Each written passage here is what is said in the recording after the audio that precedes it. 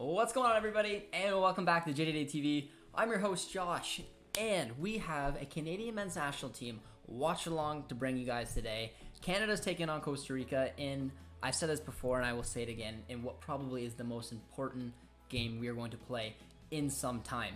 If we win this, there is some clear separation between the third and the fifth spot, even giving us potentially some breathing room depending on what happens in the Panama and Honduras game that is going on right now. But I hope you guys are excited, man. Edmonton is going to be pumping tonight. It's beautiful seeing this sport in our country getting, you know, the look it deserves. So if you guys are excited for tonight, man, be sure to drop a like on the stream. Get your score predictions in here. Say hello as well. We'll be addressing the chat because, you know, the starting 11 did just get dropped. It was one that I would not have guessed, to be completely honest. But we'll go to the chat right now and say hello to everyone. We see another in there. It says, how many points will Mexico get this week? My guess, 2. 2 for Mexico. A draw each way, potentially. James is coming up with the starting 11. Our guy, Kelly's here, says, just checking in. As we found out our way to their seats here. Oh, Kelly's at the game. That is beautiful. Love you all. Cheer hard. Go Canada. Kelly's at the match. Lucky, lucky, man. Let me know where you guys are tuning in from today. If you're spread out across Canada, we're tuning in from Ontario. Or if you're somewhere else in the world, you might have some people tuning in from the U.S. We don't know. But Yash says he's very surprised from the starting 11. James says it looks like a 4-4-2, and he's definitely right. We'll bring that up for you guys. Producer T did a wonderful little graphic for you guys as well. Kelly says, no surprise that we can't play everyone all the time. Formation could be a role as well.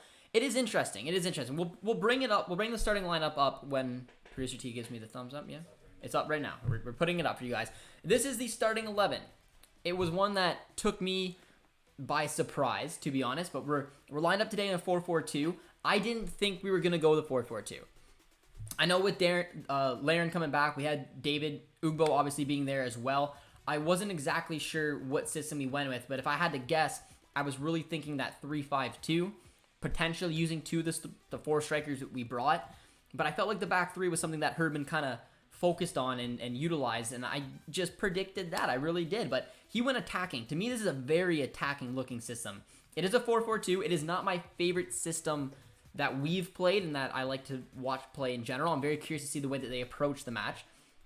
But regardless, it is still a tasty-looking starting 11. We have Borjan in net. Right back is Richie Larea. He was one that I thought was on the cusp of potentially being left out, but I should have known better. He's a favorite. Come on. It's Larea at right back. Our 2 walls in the center back, Vittoria Miller with Atakubi coming in at left back. Atakubi's been in fantastic form in Turkey, so I mean, honestly, if there's a left back that deserves to start that isn't Alphonso Davies because he's further up the pitch, it's Atakubi. He really is flourishing right now in Turkey, and I'm excited to see what he can do today, starting up and hopefully playing the majority of this match. We got Buchanan at right mid. We got Kay Eustachio. So Hutch is on the bench, guys, which was interesting. But Eustachio and Kay have a good little partnership going in there. And then my boy Liam Miller is starting at left mid. I'm particularly very excited about this. I really am, because Liam Miller, I've been covering on our Canadian men's national team abroad series, is lighting it up in Switzerland. And I'm proud of him because he made that move and he is just settling in. They play in a 4-2-3-1 at Basel. He plays a little bit further up the pitch, but I think that we're almost guaranteed to know that he's going to be very, very involved today. And then, of course, the 2 strikers. In my eyes, the big story of this match is the fact that David and Davies are going to be playing at striker again.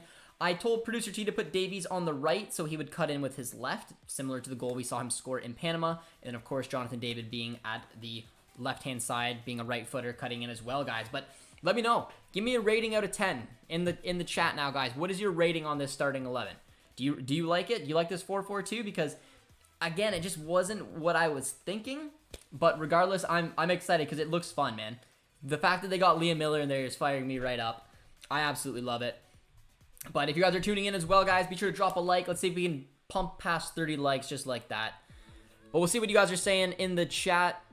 Brady says that Honduras and Panama is still tied through 21. I'm assuming it's a little bit later in the match right now. But let's take a peek at that match. So it is still 28 minutes in. Honduras, Panama. If it ended in a draw or a Honduras win, that would be massive for Canada.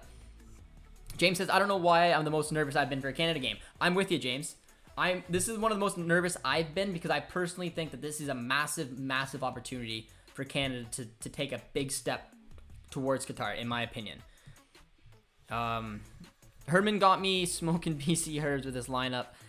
No age, no CL, no Joe after convincing to play us for TFC to ensure that he was fit for these three games. 4-4-2 and not a 3-5-2. Yeah, my guess is 4-4-2. I don't know how this would be played. And hear me out. Because like if it was to be played in a 3-5-2, you would have to basically... I'm assuming... Well, I guess it could. If you have to drop Larea in at the inside or outside right center back. You could go Bornian, Buchanan at right wing back, Larea at outside right center back, which I don't think that's his best position. Victoria Miller at Akubi, then you have Eustachio K. You could do Miller, Davies, and then David. I'm assuming it's going to be a 4-4-2, but we'll have to wait till we are in game. But I guess it could technically shift that way. I don't know how much I like Larea. It would make more sense if you're going to do that to start Alistair Johnston, because Alistair Johnston can play as a right back and he could shift in at that outside right center back. Larea, in my eyes, doesn't do it as well. That's not the part of the game that we see Larea shine in. And if you went the other way, you put Atakubi at the outside left, you'd have to play Miller on the outside right on his off foot, which again I don't know if they would do. Johnston does have a yellow, so if he gets another yellow, he'll pick up a match, and that's true. Alistair Johnson, Eustachio, I believe I know are two big ones off the top of my head that are on yellows. So obviously, if they pick up a yellow, man, it's gonna keep them out of the Mexico game. So that could be a good point. Maybe that's why Larea got in there instead. Kyle comes in and says, I just wanted to pop in and drop a like and say good luck to Canada. Go USA. Cheers, Kyle. Good luck to you guys as well. Not an easy window for Mexico having to take on the US and then Canada both away from Mexico. But let's go in here. Dr. Negative says solid lineup. Daniel says, hey Josh, hello my friend. How are you doing today? Bean Talks is not having it today. He says it's a 5 out of 10. Yash is a 7. Kelly's in Edmonton right now and says the atmosphere is electric all over the place. That's unreal, man. It's really cool to see, especially because Kelly's been a big fan of the sport in this country for a long time. So seeing a little shift when it comes to soccer in our country, and it's beautiful, guys. And I hope you guys are excited as well. We're getting closer and closer to kickoff here. And again, I'm genuinely nervous. I'm nervous because I'm just picturing what could go wrong, but that's not the way to be, man. It's not the way to be. And then I see Herdman's interesting starting 11, and it's throwing me a little bit. But I mean, Herdman knows what he's doing more than I am, and I'm hoping the boys can go out there tonight. The homecoming for Alphonso Davies, another big storyline going back to Edmonton in the green and yellow in there as well. Brady says, I heard Kyle Larin had a stomach bug. I heard rumors of that too. I don't know to what extent, if that has any impact on that at all. But another big thing there is the fact that he is on the bench. So this is what the bench looks like, guys. We have Larin on the bench. We have Ugbo on the bench. We have Cavallini on the bench. We have Atiba, Watherspoon, Osorio, Piet, Johnston, Cornelius, Henry, and James Pantemis and Maxime Crépeau. So pretty much what we're expecting for the bench. Everyone is there. So Kyle Larin obviously being there is good. The stomach bug obviously isn't crazy serious. And I'm assuming if he's fit, we'll be able to see him. Also, just for a heads up for everyone, Honduras took the lead over Panama. So that is massive for us. Ugbo can't play left wing, only center forward, says Yash. What's up, Josh? How many minutes do you think the new lad will get today? I said 20. I said 20 for both matches. Is my guess.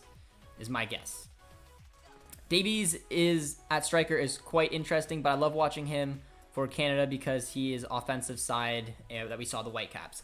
Yeah, I mean, Davies starting at striker cracks me up a little bit. I mean, but it worked. I thought the last time we saw Davies at striker was for a strategical sense of the word, and that's because it was a third match. You run less as a striker than a winger or a wing back.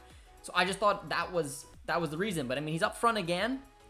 This could still be the 3-4-3, but we'll have to wait and see. But yeah, I don't know. I feel like Davies is a lot more effective out wide than he is as a striker, especially in a two-striker system. But regardless, yeah, we got the hyped up, man. Honduras scored massive for us, guys. Massive for us. Even more separation. If we get these 3 points, even further separation from fourth and down. Larin is not hurt. He just supposedly has a stomach bug. We don't 100% know. But he's on the bench, so it does look like if we need him, he'll be in there. Better lineup than the USA one. Richard's not starting. Scally isn't even on the bench. Oh, Joe Scally. You could have predicted that, though. Come on. Let's go, Canada. Coming from the U.S. men's national team. Beautiful, guys. Beautiful. Goosey Goose says, Junior Hoylett, he's not in the squad. Still has a knock. Bean says, any wingers on the bench? Any wingers on the bench? Off the top of my head, let's find out. No, I guess not really. I mean, Cavallini, you're not going to start there. The only one you can argue to put as a traditional winger, Kyle Larin, I think a lot of people forget, he plays in a 4-2-3-1 or a 4-1-4-1 system at Besiktas, and he plays on the outside. So he hasn't done it with the Canadian men's national team, but he's done it at club level, so technically you could toss him that way. But regardless, I mean, no, they're basically on the pitch, and I'm assuming a good chunk of them, of our wingers, are going to start. But if you guys are just tuning in today, guys, and you're excited, be sure to drop a like. We're 18-ish minutes away from, or actually a little bit more than that, a little over 20 minutes away from kickoff. Let's see if we can hit 50 likes. We'll set a nice little target for you guys. Be sure to drop a sub. Let me know where you guys are tuning in from today and what your thoughts are on the starting 11. As we have the Costa Rica side up, big one, obviously, guys. I mean, Keylor Navas is not playing. Massive for us. Brian Oviedo, old Sunderland boy, is on there as well. Joel Campbell. Brian Ruiz is not starting. I mean, it's the same Costa Rica side we've seen for the last 10 years. I do believe Brian Ruiz is on the bench. He is. Borges is on the bench as well. This doesn't look like the strongest Costa Rica side either, which is very interesting. But Oviedo from set pieces, I think, will be dangerous. Joel Campbell is, I mean, he's been doing successful things for Costa Rica for a long, long time now. Else could it be the Canadian men's national team savior you didn't know you needed, Josh? It'd be nice, man. It'd be nice. Atiba is like 38. I thought he was 38. Is he 39 now? And another couple cool things, guys, to note for the match is that if Atiba Hutchinson plays today, he will tie the all-time appearance record. And if he appears in this one in Mexico, he will break it. I believe the record's Julian de Guzman with 89. Hutch is on 88. So 2 matches played will take him to 90, man. And then, of course, Kyle Larin, if he gets 3 goals this window, he will break the all-time goal-scoring record, which a few of our players definitely will, man. Josh, we both thought that Alistair Johnson was the most irreplaceable player in the squad. Guess we were wrong. It depends. Like, again, the yellow card accumulation is an important note. I do think Alistair Johnson is somewhat irreplaceable if you're going to play a back 3 system, because we don't have an outside right center back. We really don't. So, in my eyes, that is exactly what you're going to see. And if they wanted him from Mexico, maybe this is the reason to do it. They thought they can go at Costa Rica. We're going to have to wait and see, but yeah, I mean, it's a little surprising. You can try to tank with this system a little bit. Larea, you could test him out on the outside right center back. I think it's a bit of a risk. I really do. But I mean, I think it's going to start out in this 4-4-2, and that was the excuse. Because in a back 4, I mean, I would play Larea at right back over Alistair Johnson. That's my opinion in a back 4. But in a back 3, Alistair Johnson is irreplaceable, which tells me we're not playing a back 3 today. We're going to see what we're seeing on the screen right now. Josh, do you think we'll see Ugbo today? I do. I think we'll see EK today. I really do. I think we'll only see max 20 minutes, though. That's my opinion. It'll depend on the situation in the game, but I do think there's a good chance that Herman's going to try to get him out there, especially after obviously pulling a rabbit out of the hat to get him to commit for the Canadian men's national team. We're saving him for Mexico, and I agree with that too. I'm assuming we're going to go with the back 3 with Mexico. Soccer is the #1 sport in Canada. The Leafs can't sell out anymore. I was right. Rio's just excited about the times. How will these players get used to playing in the cold? We're going to find out. EK was making some funny jokes today about being in the cold in Edmonton. I don't know if Kelly's still in here, but he's at the match. I'm curious to see how cold it is in Edmonton right now, because the Costa Ricans are not going to like it. But I think the Canadians will be just fine. Atiba is the Benjamin Button of the soccer community. Yeah, I mean, he's been pretty solid through the majority of his career. But yeah, he definitely like fine wine. Getting better with age. We should call up Julian Dunn. He's the closest. I mean, finding someone else for the outside right center back will be important. I absolutely agree. Joel Waterman could be an interesting shout as well, following the CPL route, doing some good things with Montreal. Is the cold an advantage to Canada? I mean, yeah, everyone is going to say yes. I mean, if it's going to favor one of the 2 teams, I would say it would favor Canada over Costa Rica. But I wouldn't think that because we're playing in cold that it's going to completely decide the game by any stretch. But yeah, I mean, if one of the teams is going to thrive off of it, I'm pretty sure it's going to be Canada. Rio says 5-0 for Canada. Move Davies to the wing and Miller will be the left striker. We'll find out once the game gets started. This is my assumption of how it's gonna line up. I agree. I mean, I prefer Davies on the wing. If we're playing a 4-4-2, I prefer him at left mid. I just like what he brings all over the pitch, especially coming back, going forward. Like, he's just everywhere. I think it depends on how you use him. When we used him in Panama as a striker, we used him because, in my eyes, it was towards the end of the window. It was a third game. This is a completely different complexion. And they just put him up front just to save his legs a little bit, and it worked in our favor. I don't know if this is something that I personally think Herdman should do going forward, is to play him as a striker, but again, I'm not the coach. Herdman knows much better than I do. We got a prediction for a 2-0 U.S. victory over Mexico tonight. We got a 5-2 Canada over Costa Rica prediction. I think Ugbo, Hutchinson, and Laren will come off the bench today, minimum. The GOAT Messi, subscribe to your Messi fan me. I appreciate it, guys. If you guys are just tuning in, you want to drop a like on the stream, it's always appreciated, as well as dropping a sub. So the GOAT Messi subscribed, beautiful guy. I appreciate it. We're getting close to that kickoff, and yeah, it was a big surprise taking a look at the starting 11. But I am really excited to see how the boys can get going today. I'm very, very nervous, but I think I'm relaxing a little bit knowing that Honduras right now has a 1-0 lead over Panama. Below average in Costa Rica. Coldest month is 17 degrees Celsius. The Asian Sensation FC says 3-1 for Canada. Cold, no advantage for us. Bad for all. I think that's fair. We brought 4 strikers and are playing with a 4-4-2. Makes sense. A lot of people are saying that. Brought 4 strikers but are playing with a 4-4-2. Oh, I thought you were being... I can tell if you're being sarcastic or not, the GOAT Messi. Because I saw a lot of people saying we brought 4 strikers. We're supposed to play with a 2-man striker, but we started a left back at striker. The left back is Alphonso Davies. I do agree that he shouldn't be used as a striker. But maybe when the match gets going, maybe it's Buchanan playing up there, or it's Miller. We'll have to see. I mean, Davies, as we completely know, is good anywhere on the pitch. Bean says Buchanan, Miller, Davies could all rotate, and the most likely will at some degree.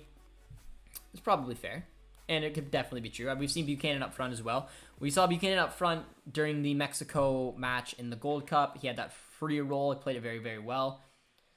But yeah, I think that would be a good one. Move Miller to the right, have Davies at left mid, and then have Buchanan as that center forward just roaming around. I think would be another good look with this system right now. I should trust Herdman more and stress out less. It's all right, Bean. It's all right. Home of Juve says Canada to win 2-1 and U.S. to win as well. It would be catastrophic for Mexico if the U.S. win again, because it was just been a poor summer for Mexico, especially against their arch rivals. Also think Herdman is trying to go for a blowout here. We need to continue inflating our goal difference. I'm curious. I am. I've told you guys I would have probably went with the 3-5-2 or a 3-4-3. The back 3 for me. Now, we can't play a back 3 unless we obviously utilize Alistair Johnston. So if Herdman was very scared to use Alistair Johnston because, we want to make sure that he is fit for Mexico, then this is what he kind of wants to go with. But when you look at this side, it looks good. You have Richie Loyer, who's in incredible form. It's good form for the Canadian men's national team. Atakubi's great form at club level. It's just, it's a tasty looking setup. It's just, I don't know how much I love the 4-4-2, to be completely honest. Don't panic. The Canadian men's national team is the best squad you guys have seen. This is probably the best starting 11 we've ever had, man. I've been subscribed to Josh for quite a while. I've always been on the watch-alongs in halftime and before the game starts. Cheers, my man. I appreciate the love. Davies, move Canada, and Canada, move Davies. Where are you guys watching it today? I'm watching it and tuning it in from our friends at One Soccer is how I'm watching the match today, guys. I'm so nervous, mate. Canucks Hub, you're doing well? Nervous and well? I'm nervous too. I'm basically nervous because it feels so close. It feels so close to Qatar. It really does. And the fact that Honduras is winning right now and the team right under Honduras is Costa Rica, and if we win it, we separate ourselves, man. We do. We do. But I think it's going to be important today to see how some of these guys can get going. I think with this aging Costa Rica side, utilizing our speed is obvious. So maybe that's another route John Herdman was looking at. I mean, Alphonso Davies, very, very quick. Liam Miller's very, very quick. Buchanan is rapid. Atakubi's got good pace. Lorea's got good pace. We got a very fast starting 11 going on today, which is, I think, assuming going to be some type of the game plan that's going on today, utilizing that pace, considering that, you know, it's Costa Rica. We know they have aging legs. Getting the ball out wide, trying to attack this Costa Rica side, I think is going to be a good game plan for Canada today. I'm curious to see what Hutch's role will be if he comes on at any point today. I thought he was going to start, man. I really did, but did not go that way. But Mark-Anthony Kaye has been in excellent form as well. And I think him and Eustachio are finding a nice little partnership. Goosey Goose says Sportsnet Pacific for me. Eden says Costa Rica bringing a point out of here would be big for them. They will play for a draw in Counter-Strike. Yeah. I mean, that's absolutely going to be Costa Rica's game plan is to defend, protect, and then hit, man. Just joining. Are we thinking 4-4-2? That is what I'm thinking, my man. I'm thinking 4-4-2, and the main reason is because Alistair Johnson's not in there.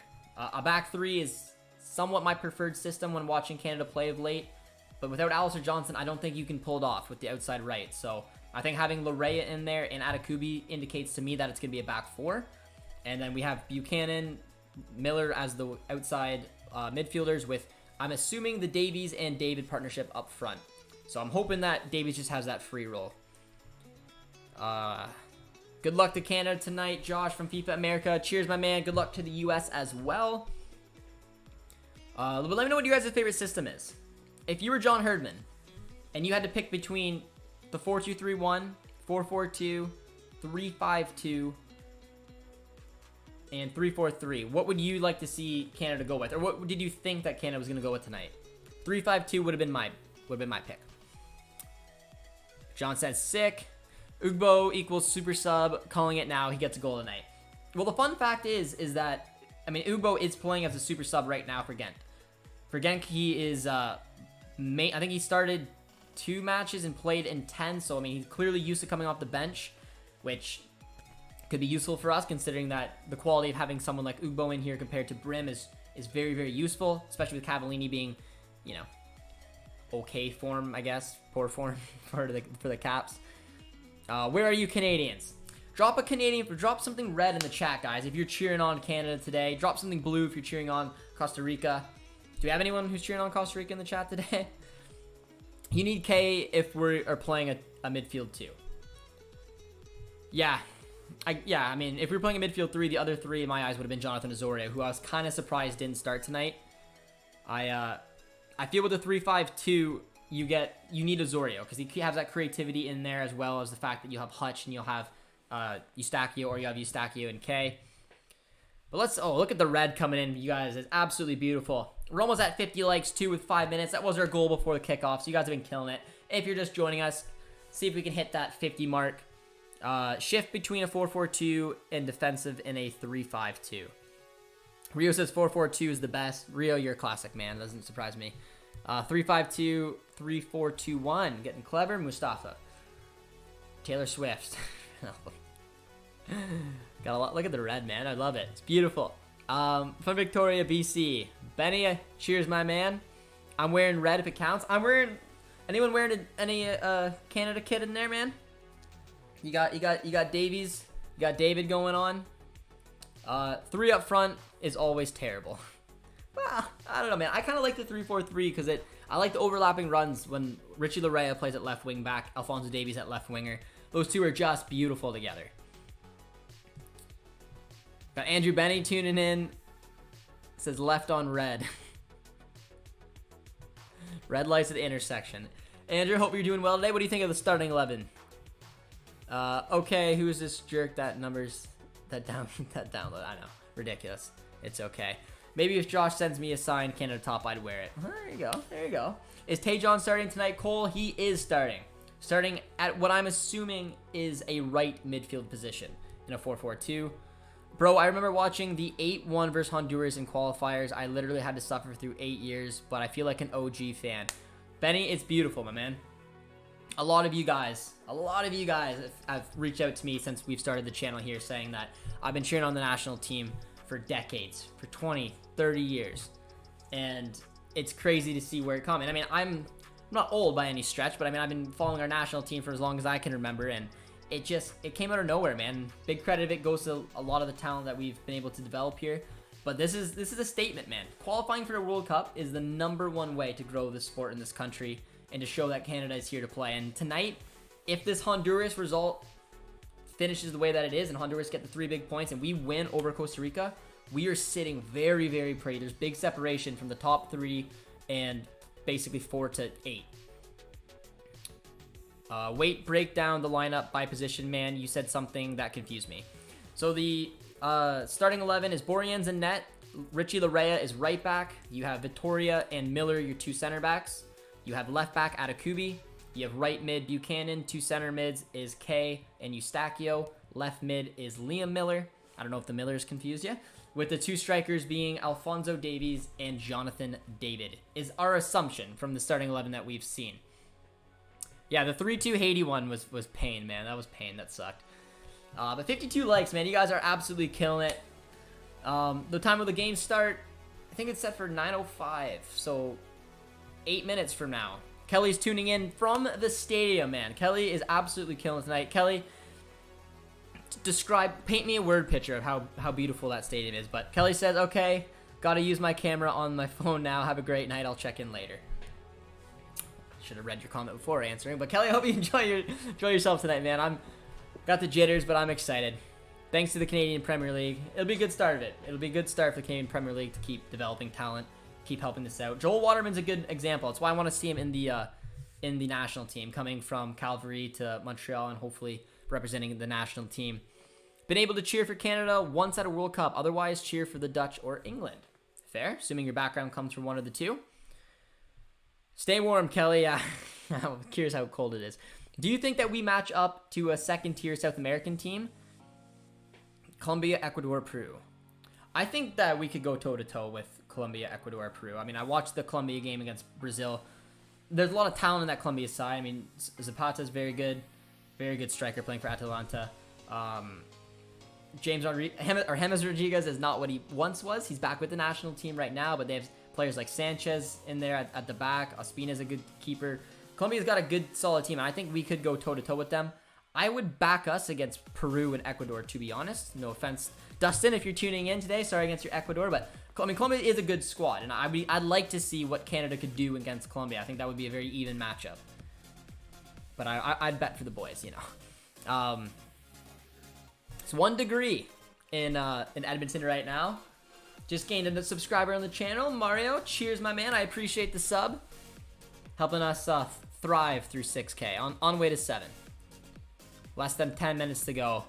We gonna spend ridiculous money on the game and tickets when we host the World Cup? We are, man. 2026 can't come soon enough. Tuning in from Josh's basement. Bean, keep it down there. Your boy Miller's getting the start. I know, I'm very, very excited. I think Liam Miller, he's a player who I thought needed to make a move to a club like he did.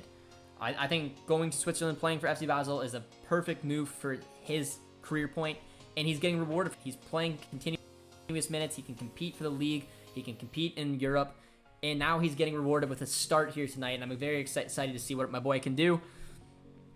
Big Miller fan. I think he's a special type of player too, and he's been producing. Not only has he been playing for FC Basel, he's been producing and scoring some bangers with that as well. What's the formation? From my prediction, I'm saying it's going to be a 4-4-2. It could outside shout. It could be a 3-4-3, but I don't think Richie Larea is going to play the outside right center back. So I'm going to say 4-4-2. Canada beat Colombia, Ecuador, and Peru. I have... Oh, very cool, man. Rio. Very cool. I had box seats to this game, but couldn't go. Oh, my man. Now you got to hang out with me. I'm sorry. No, I'm kidding. I hope you're enjoying the stream, man. Sucks you couldn't make the match, but hopefully you'll enjoy the beautiful community we got going on here before kickoff gets started here. Ready for us to mix it up, top and throw in some important subs and take advantage with our young pace and surprise the Costa Rican defenders. Yeah, without being obvious, man, it's going to come down, I think, to speed. I think Canada needs to line this up where they have those overlapping runs. when you see Richie Larea starting down and running down the sides, when he's able to team up. Now, I like him personally with Davies, but Davies playing as a striker, that duo can't really go up. So Atakubi, in my eyes, will be a little bit more defensive today. And I think that's why Liam Miller's on the left to complement Atakubi. Richie Larea is the player who will get up in the play. And the reason that Buchanan is playing at the outside right midfielder is so those two, in my eyes, can link up. They can have those overlapping runs, and they can hopefully do a lot of damage down that right-hand side, is my prediction. Because when we've seen Atakubi play for Canada, very reliable. He doesn't get into the attack near as much as Richie Larea does. I live in Edmonton. You're not going to the game, my man. You gotta tune in with us. That's fine. That's good. Thank you, Josh, for mentioning Brampton as a CPL destination on the Unsackable podcast. Shameless plug. What could I do, man? What could I do? I mean, Markham, in my eyes, I think I would look at. But I'm using those to move York. So I'm sorry if there's any York fans out there, but I'm thinking eventually York may be moved. I don't know. Lineup 4-4-2. That's what I'm thinking, man. Who's the captain, Vittoria or Borjan? I'm assuming Borjan. Borjan usually wears it when everyone's fit. I'm gonna head on over now to the stream to check it out. If you guys are excited, man, kickoff is coming up. Be sure to drop a like. You guys crushed our goal target of 50 likes. So the new goal target is to eventually get to 100. So drop a sub, drop your score prediction if you have not done so yet. And hopefully you guys are all excited for tonight's match. Gonna get up the game on One Soccer. Mississauga needs a stadium. Be great. Canada makes the World Cup. Win it. Not in your lifetime. Well, you never know, man. You never know. I'm young. Come on, I'm young. No, but it's a different mindset. It sets this country up all that more if this group of guys can qualify for a World Cup on their own right. If they can go into a grueling CONCACAF battle and qualify for the World Cup, it gets excitement, it gets building. Then we're guaranteed to 2026, and it's important for dual nationals. There's other dual nationals out there that are looking around and holding off on potentially representing other countries because they're keeping an eye on Canada. What can Canada do? Are they going to qualify for the 2022 World Cup? They're guaranteed 2026, and these players are young and they're just getting better, man. Brampton, Mississauga, York, Oshawa need teams by the time they have 2 divisions. Can Canada win the next 3 World Cups in a row? No. No. Canada can't win the next 3 World Cups in a row. They can make it to the next 3 Cups in a row. 6 years ago, I said Canada would produce the most expensive and sought-after young defender in the world, and you all called live. Which player are you referring to, my man? Are you talking about Davies?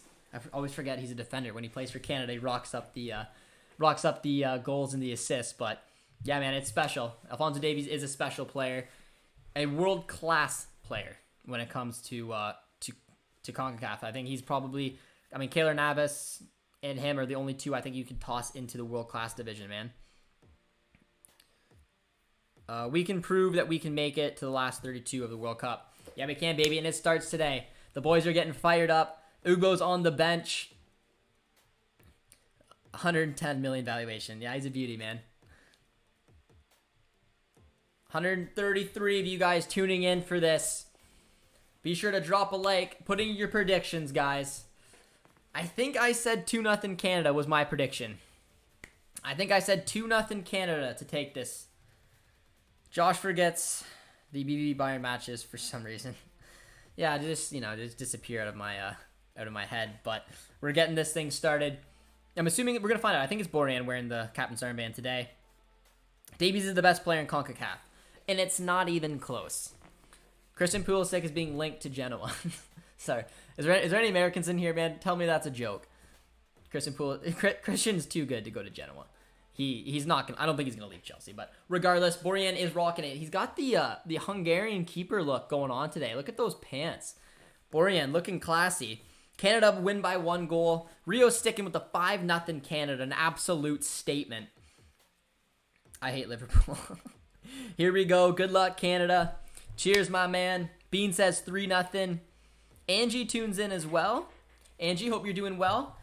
But look at that, man. 50,000 people lined up and watching in Edmonton, man. Very, very cool. You got the game? Or? Yeah, I got the game. Yeah. I think we're in different times. Are you start? No, sooner than the kickoff. Oh, are you started or no? Oh. Canada 3-1. 4-2. Go Canada. Let's go, ladies and gentlemen. Football lives here. Benny's fired right up. It's beautiful. For everyone who's been a soccer fan in this country since you've been, what, last 20, 30 years? This must be a fun time, man. One of the OGs to love this sport and to see it become what it is becoming now. And like I truthfully believe if things go our way tonight and we can get the 3 points and Honduras beats Panama, we have a step in Qatar 2022, guys. Kickoff's about to start. Here it is. Let's get this going. Be sure to drop a like if you're just tuning in. Drop a sub as well. A lot of you guys have been popping up, and if I haven't acknowledged you, just know I didn't see it, and I appreciate all the support you guys have showed, man. And let's get this thing going. Kickoff's underway. Tajon and the boys are starting this thing up. By the way, congrats on 6K, Josh. You're growing right before our eyes. My man, my man. Costa Rica goalie begging for mercy already. Yeah, any guys throw any bets on this? Any good bets going on for today's match, man? I'm excited. Brady says, let's go. Costa Rica, obviously the last time we met them, guys. The last time we met them was in the Gold Cup quarterfinals in what was a complete performance from Canada without a lot of the studs. A lot of the superstars were not in that match, but we were by far the better squad, and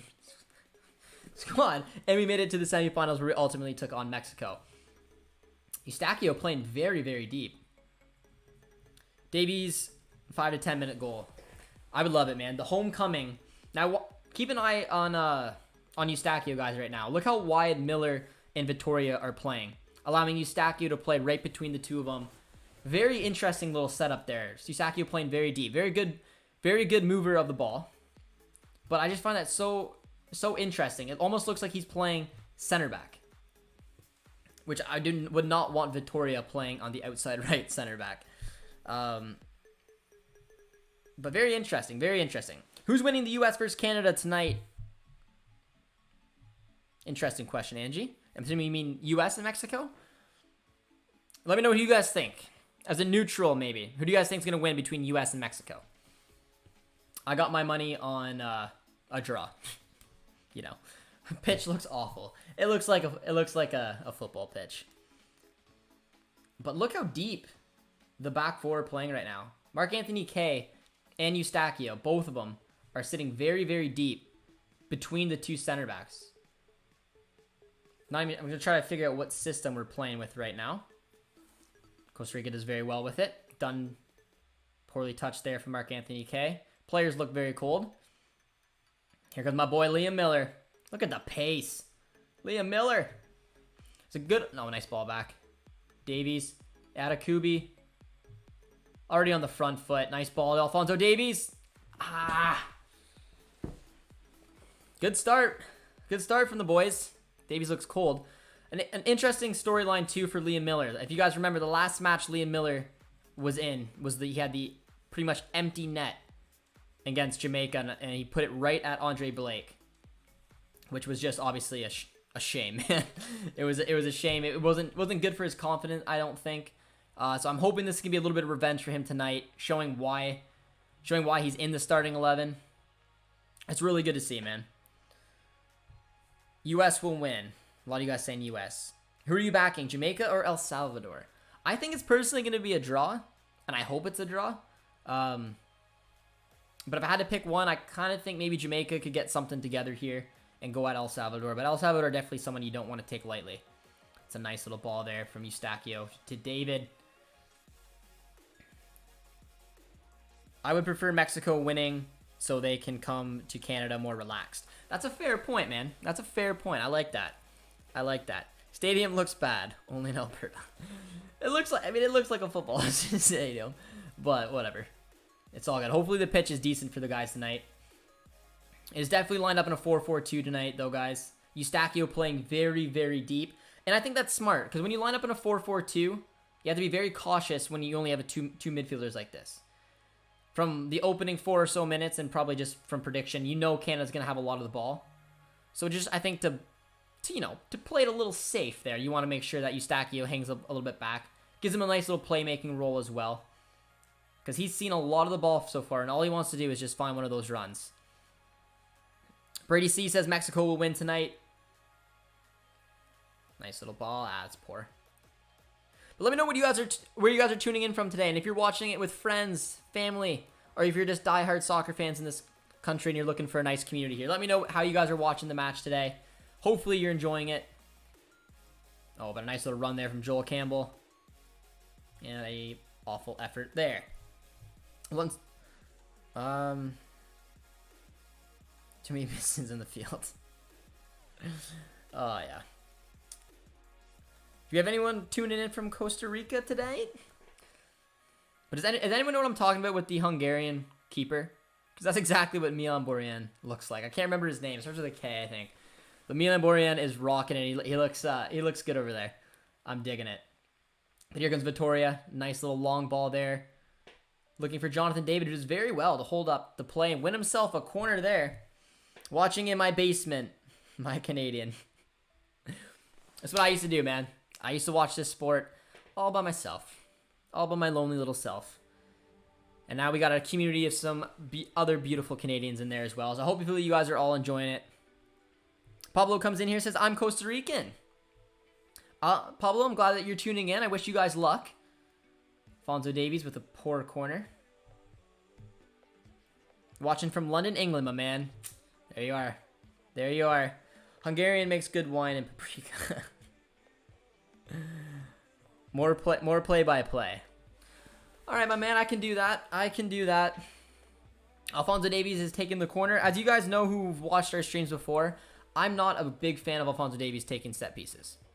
I love Alphonso Davies with my whole heart, but he's not good at set pieces. I know. I think actually in the last match we scored off of a set piece, but I mean, to be fair, he had 12 attempts. That one wasn't too bad of an effort there, but the ball comes back to Richie Larea. And once again, Stefan Eustachio is almost sometimes the furthest man back in this pitch. Watching while cooking. Cheers, Angie. Cheers. Miller with a nice little ball up to Eustachio. Nice little ball from Steph. Really well done to find Richie Larea with a poor touch. Davies' corners are not great, but they seem to be lucky. That's kind of the way I look at it too. I don't know what it is. Stefan Eustachio is a set piece specialist. We've seen him put in beautiful free kicks. We've seen him score beautiful free kicks. Corners. He should be taking our set pieces. Josh, how tall are you? I'm 5'8". Do I look short to you guys? I don't know. I think 5'8" is pretty average. I'm not tall by any stretch, but 5'8". Respectable 5'8". But we got a free kick coming up here for Canada, and it's Alphonso Davies over it to take.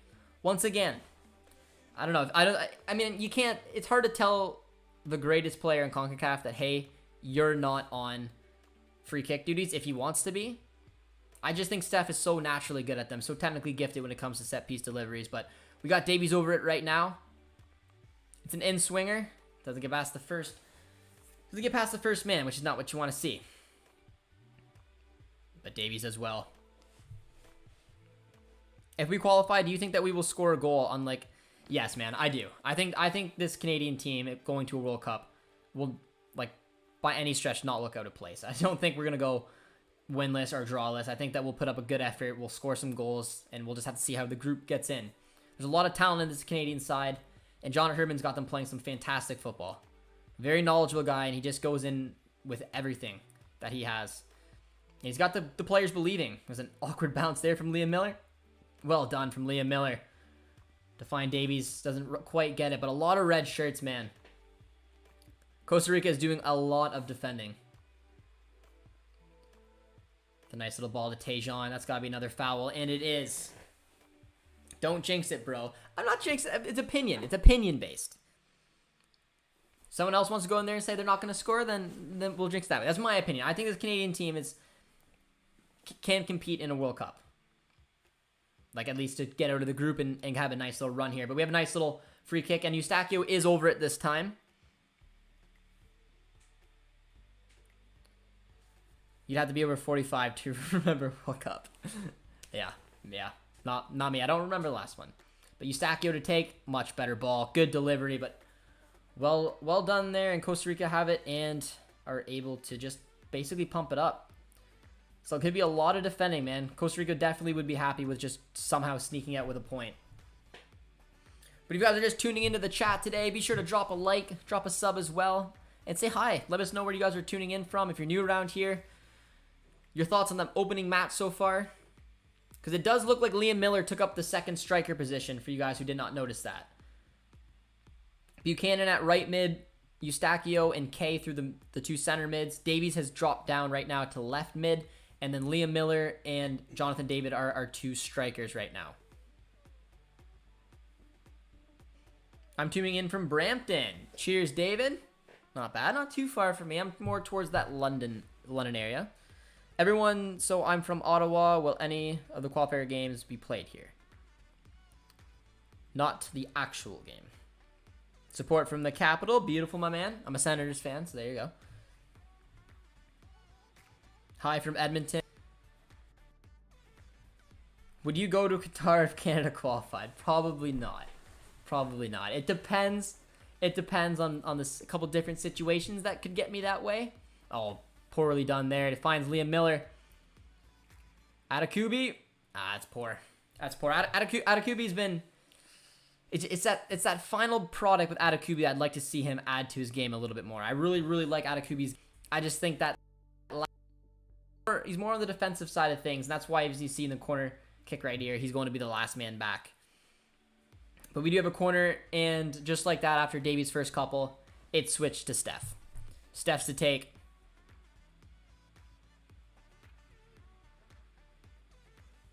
It's Steph and Eustachio. Set piece situation. Still couldn't get it past the first man there. You should. I don't know. Would any of you guys, let me know in the chat, would any of you guys go to Qatar to watch Canada in the World Cup if we qualify? Not to jinx it. If we qualify, would you guys go to Qatar? Let me know. I definitely would, but it would be dependent on a few situations. But nicely done there. Mark Anthony K. Yes, you would go? Nice. Alfonso Davies. Does so well. I don't know where Qatar is. Need a lot of us to give money to jet him to Qatar. I mean, yeah, money would be helpful, but Mark Anthony K getting in the face right there. Gotta be careful. Keep your head, boys. Very early on in the match, we'll have to take a replay of that. Joe said he would definitely go to Qatar to watch a match. Jimmy says, hi there. This is the best Canada team I've ever seen and the worst Costa Rican team I've ever seen in my life. Yeah. I mean, in my life, I'm not very old. But in my life, this is by far and above the best Canadian team we'll see. And yeah, and this is the same Costa Rica side. It's just 10 years younger, or 10 years older than the talented one that made it to the quarters of a World Cup. Maple syrup is better than sugar and honey. I play guitar. John Herdman looking frustrated there. If I could afford it, I would go. Yeah, it'll depend. There could be some situations that get us to go there. It will depend, my man. But Canada, that's a handball there. Ref didn't see it. That got lucky, man. That bounced up and hit the arm of Kamal Miller. That would have been a very dangerous free kick situation for Costa Rica there. Woo! That was a close one, man. That was a close one. And those are some of the dangerous opportunities that Costa Rica are going to want to take. There's going to be a lot of the ball that Canada is going to see today. And that was in my eyes, that was a clear handball. It was a missed call there from the ref. But we got lucky. But that's what Costa Rica is going to have to do. They're going to have to hit on the break and hope that set pieces will be their friend. They will get in, they will score, and I had an opening game at the Euros, but damn, COVID wrecked it. You guys are wild. You guys are wild. I love it, man. And I love seeing the pictures of all the Voyagers heading on over to Edmonton today. Wish I could be there, but I'm excited to be here live with you guys, breaking down the match and chatting with some Canadian men's national team fans. Mateo says, do we have any players on suspension? We do. I believe, and guys, correct me if I'm wrong, because I think I might be missing one or two, but I thought we had a few on yellows. Alistair Johnson for sure is on a yellow. He's not in the match in the starting lineup today. And Steph, I believe, also is on a yellow. And for some reason, I thought K was, but I could be wrong. But let me know if you guys know the exact. It's a nice little ball in there. Finds Alphonso Davies. That's a good ball. It's very good work down the left-hand side to find Davies in the middle. Exactly who you want to find. Damn, man. Nice little touch from Alphonso Davies, but a really good block. I don't know about a red bean. I don't think it was a red. It wasn't intentional, and it didn't really completely stop a goal scoring opportunity. It for sure could have been a yellow.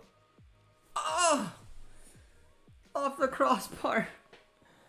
Oh, no. That was a beautiful, beautiful ball whipped in. I'm not sure who got the header on that, but dented the crossbar. Beautiful, and that's why Eustachio was taking our set pieces. Oh, and it was almost an own goal. Is that Oviedo? I couldn't even tell who that was. Another set piece coming up. It's Eustachio, but defended very well to find Tajon Buchanan. Good early pressure in here if Tajon can get this one in. It's a deep one. Ah, boys. And Steph to the moon. Do you contract work writing football articles for websites? I do not. I do not. I work more in the podcast industry right now, but not really written work. For good reasons. I like to let my thoughts out through sound rather than written ones. But that was a good opportunity there. Could have been an emphatic own goal, but a nice interception there. Liam Miller looks very good today. Miller, oh! He looks very lively down the left-hand side, man. Very, very lively down the left-hand side. He's a player that I've been very open about saying that he has done the right things at club level, and that's why he's in the national team today. But let's just give a shout-out, guys, to the 50,000 people who were packed in there tonight at the Commonwealth. It looks fantastic. A lot of red. You can't even tell that the colors are supposed to be green and yellow. It's beautiful to see, man. Nice little ball there. Finds Eustachio. Davies at striker. Can't say I didn't see it coming from Alex. Yeah, he's right now he's going back out wide. Liam Miller is at the striker role with Jonathan David. Buchanan and Davies are on the wing, but it does look like there's going to be a lot of movement. It actually does look like Davies is back to the striker role right now, but they've been switching back and forth. Alphonso Davies at striker is an interesting one, but Richie Larea picks up a yellow card there for it was a strong tackle. I'll have to see the replay to see if it was a deserving yellow card, but that's a shame for Richie there. Making the most of it for sure, but not what you want to see. Great that they packed as many in. Kudos to Edmonton. Yeah, man, it's fantastic. And the homecoming for Alphonso Davies, you got to know that he's got, I don't know, just that extra little motivation to hopefully get on the score sheet tonight, create something special. And obviously you wouldn't put it by him, especially when he's playing at striker right now. Sunday, 9 a.m., Croatia versus Russia. Winner goes to Qatar. It'll be a big one. Rio obviously cheering on his Croatian side. And Brady comes in with some awesome news. 2-0 Honduras. It just adds pressure, man. It makes this match even more important. But Borjan's with it. Plays it out. Nice little ball to Atakubi. But that's huge. Honduras up 2-0 right now. Which would just make a win tonight even better. Nice little ball to Steven Vittoria, who's just going to punt it upfield. Costa Rica doing very well. Canada is more aggressive tonight. Canada has been definitely pressing very well. They are, like, again, it's obvious to use a young, fast Canadian side against an Asian Costa Rica side. You want to use those wings. That's why I think we're playing with the 4-4-2. You got Larea, Buchanan on one side. You have Miller, Atakubi on the other with Davies and David up front with a beautiful little move there from Jonathan David. He finds Alphonso Davies. Well defended once again. Possession is being dominated right now from Canada. For those of you guys who maybe aren't able to watch it, 76% for Canada to 24. Costa Rica's game plan is pretty much 10 men behind the ball and defend. And then hit on set pieces, which is what they got right now. They got the ball. They went on a bit of a counter. Weren't able to create much with it. And did very strategic work to create a foul. So this is where Costa Rica had to put bodies forward. They've been defending. And Oviedo is over it right now. It's going to be a good opportunity for him to whip something dangerous into the box where hopefully the Canadians can defend properly. Canada are really fighting for the badge this evening. Absolutely they are, my man. Let's go, Canada. Absolutely. Tossing a little bit of red. You guys were pumping that up earlier today. Tossing in a lot of little red in the chat. Al says, let's go, Davies. But it's Joel Campbell to take. Poor ball, but wasn't overly well done there from Steph. It is out for a Costa Rica corner, which is, again, these are the opportunities. These are when Costa Rica is going to be strategic about what they want to do and put men forward. And that's exactly what they're doing. So big defending moment here for the Canadian national team. Got some red tuning into the chat. Coming on in. Let's go, Canada. Joel Campbell once again to take. Come on, boys. And Borjan. I think he could have potentially grabbed that, but wasn't taking any chances and just punched that away. Oviedo with it now. Oh, that's a really clever little ball. Well defended. And now let's see if the boys can hit on the break. Jonathan David just couldn't get there in time. Costa Rica's got to be very careful, man, because if they get caught, they're going to get ripped to shreds. Joel Campbell, who did very, very well on the defensive side of the things, and now in the attack. And Richie Larea fouled. There he is. If that's a foul for Richie, that's very well done. I think Davies is playing the winger role. They're rotating back and forth. It's a 4-4-2 system, and Liam Miller and Alphonso Davies are switching systems. So one's playing at a left mid, one's playing as a striker with Jonathan David, and then they swap. But a lot of the good things have come down that left-hand side too. Who wants to bet Jamaica make it, all their momentum coming from Canada? They could, man. With other teams slipping, if Jamaica gets a win tonight and Honduras won, which they look like they're on course to, we're able to win, Jamaica's right back in there for that 4th seed. It's a really deep ball and out for a goal kick. Michael Scott joins the chat. Here's my take on CONCACAF. Mexico has the best. Canada has the best player. U.S. has the most potential. Thoughts? Mexico having the best team's interesting. And I think the Mexican supporters would say that as well. I mean, they have a good squad, but they're not playing overly well. They're getting the results. 4-2-0 right now is a solid record. Eustachio's getting fired right up. I don't know. Let me know what you guys think. A little bit of heat coming in here right now. Separation. Mark Anthony Kay getting right in there. A little loose-tempered match so far, guys.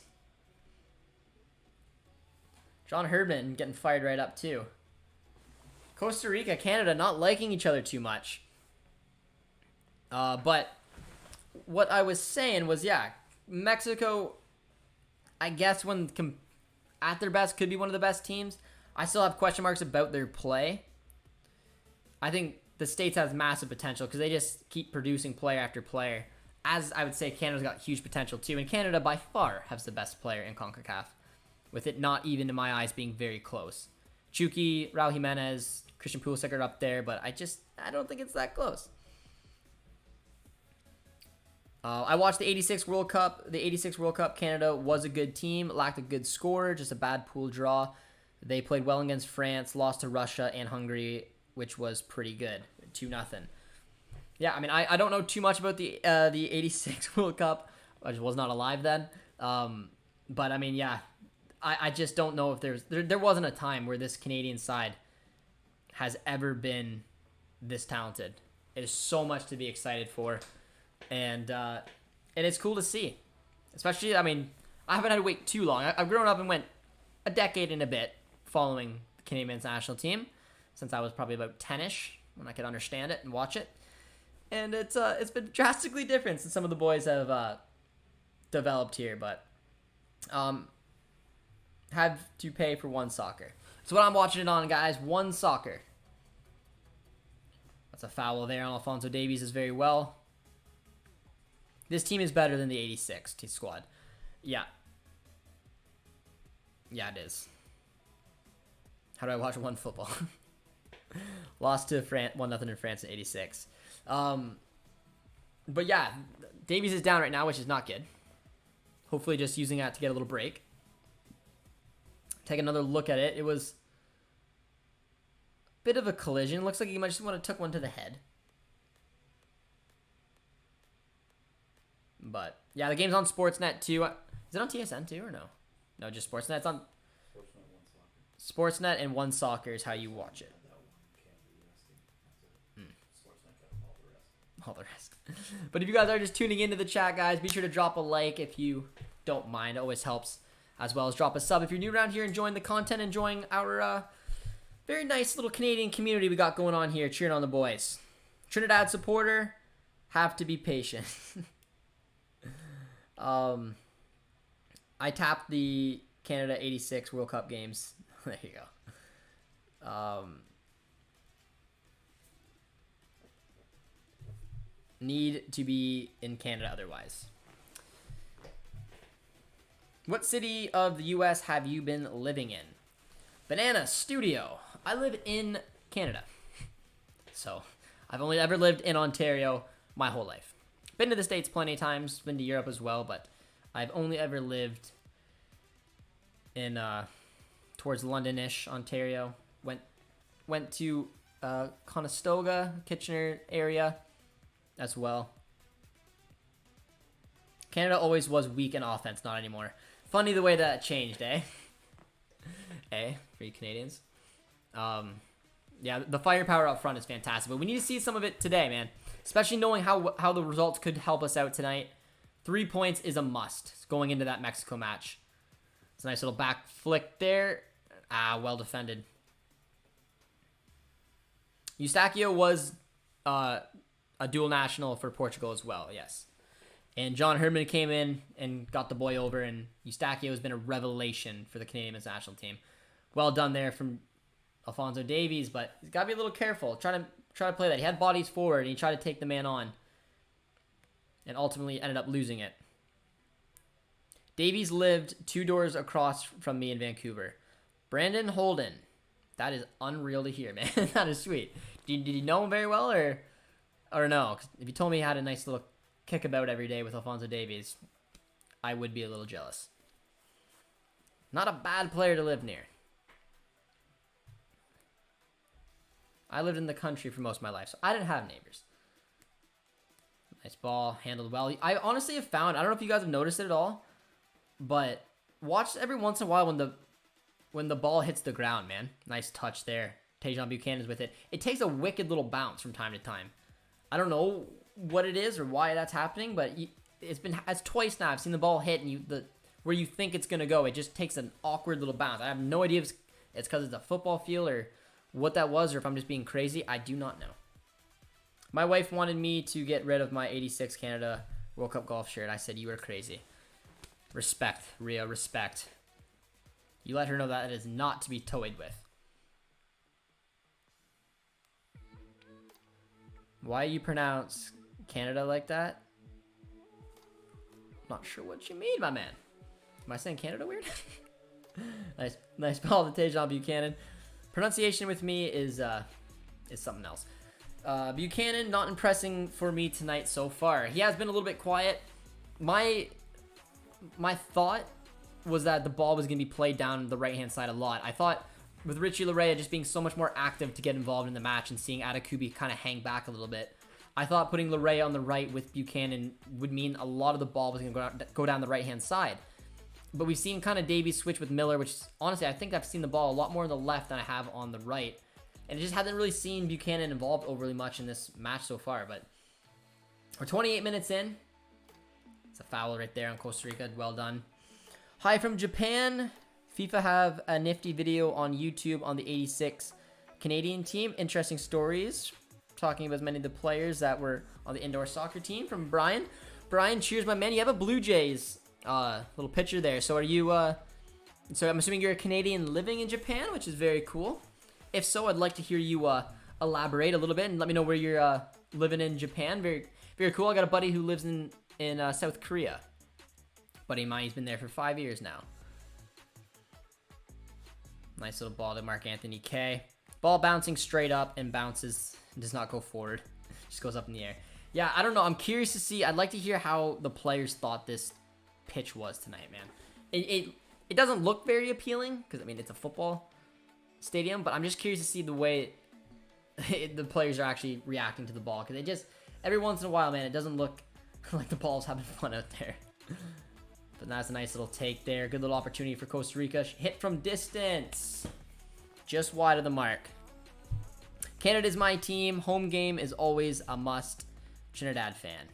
Cheers, my man. Good to hear. Me too, but seems like more like Miller and Atakubi, not our best combo.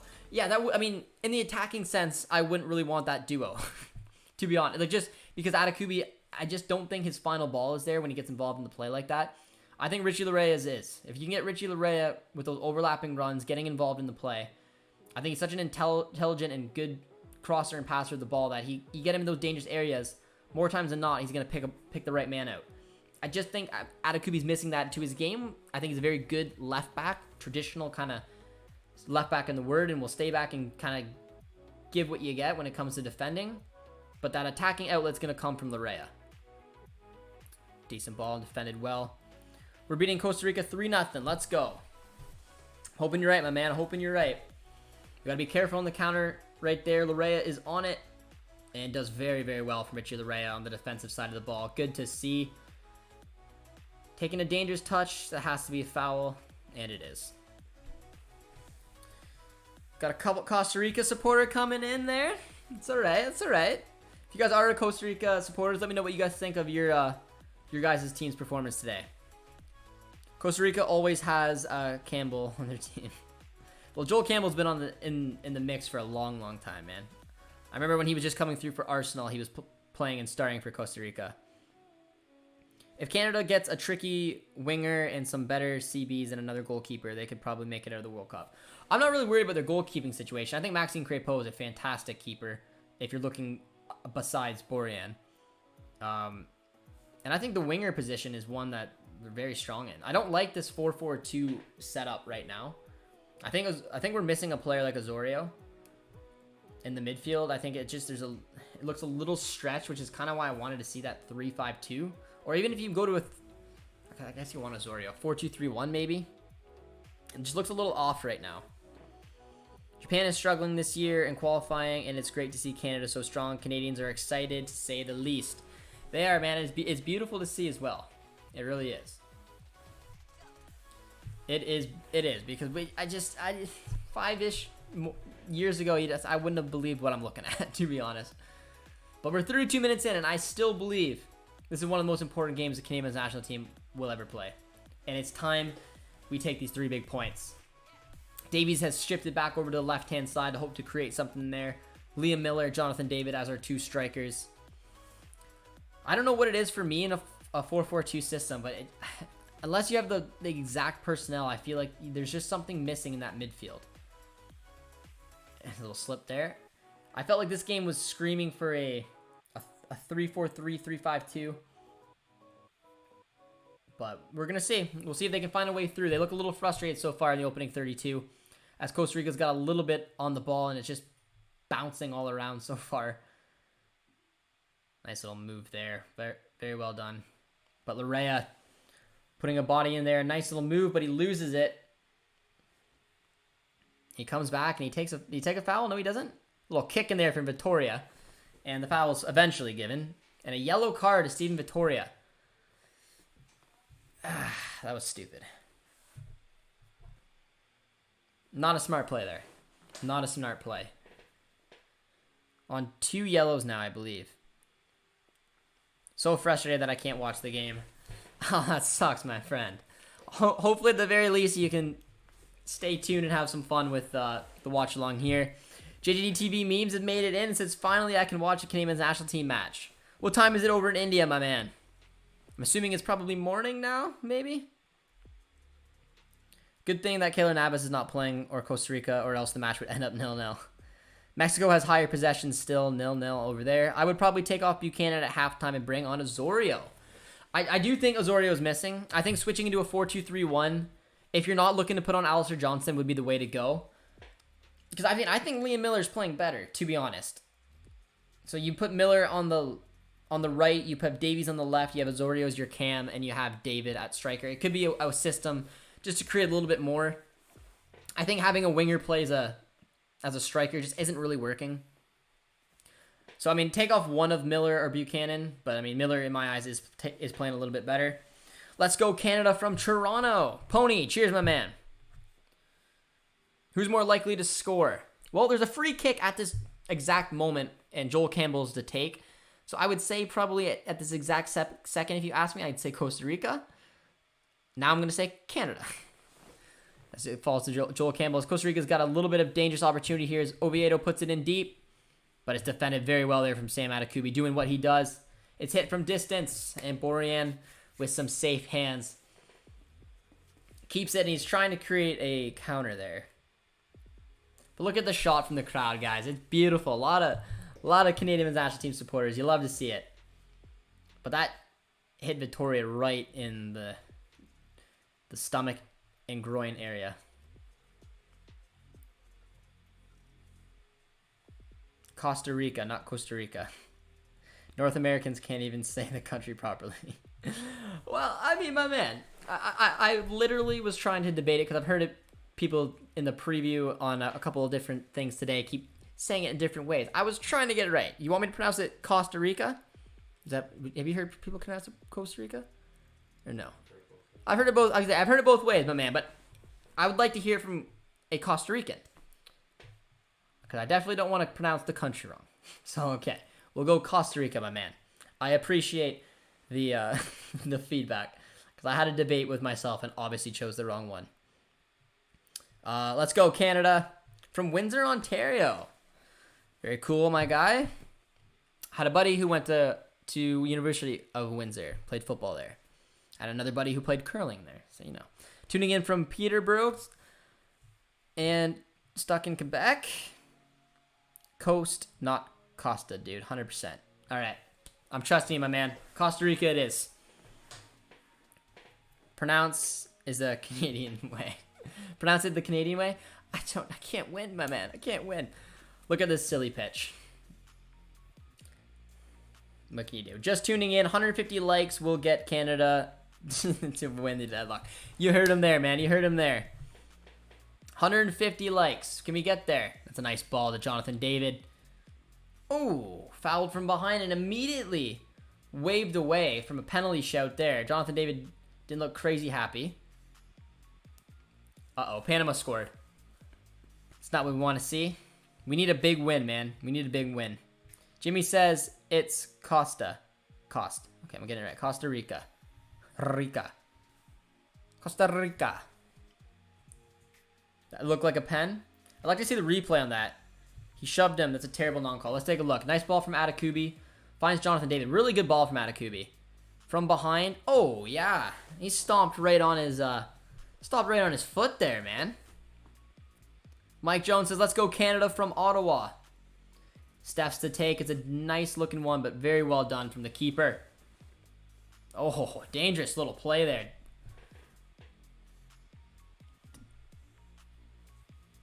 Damn. Nice little ball. Alphonso Davies loses it, though. Got to be careful. Davies had a couple stripped from him today. I think he's just trying to do a little bit too much. He's got the pressure and the love of being back in Edmonton, he is that good. But there's been a couple times tonight, man. He's gone for that extra little shimmy and try to get past the man. Damn. No VAR. No. Yeah, for you guys who don't know, we've been dealing with this all through qualifying. There is no VAR. So, I mean, half the time I don't even get excited anymore if nothing happens, because there's nothing you can do. If the ref waves it away, there's nothing there. But, I mean, that looked like a good penalty shout. He looked like he stomped directly on Jonathan David's foot and brought him down in the box. I think VAR would have took another little look at that. Is any of you guys tuning into the U.S.-Mexico game? And if so, let me know what your thoughts are on that. I think Angie said she was watching it. Nice ball over to Victoria. 38 minutes in, man. Leading on up to halftime. Still 0-0. See if we can get one here. Is VAR in this? It is not. It is not. Alphonso Davies dropping back. And you can see how much he wants the ball. He went to the left-hand side. He dropped back towards the defender. He's like, give me this ball, man. I'm going to make a difference. And once again, he loses it, though. But he does well tracking back. But we did just talk about that. I want Davies to be a little bit more cautious this match. He is the best in CONCACAF, but he's got to, I don't know, he's just got to be a little careful, man. That's a really good ball. We got Davies once again with it. He's going for distance, and he's going to the moon. Honduras, Panama 2-2. No.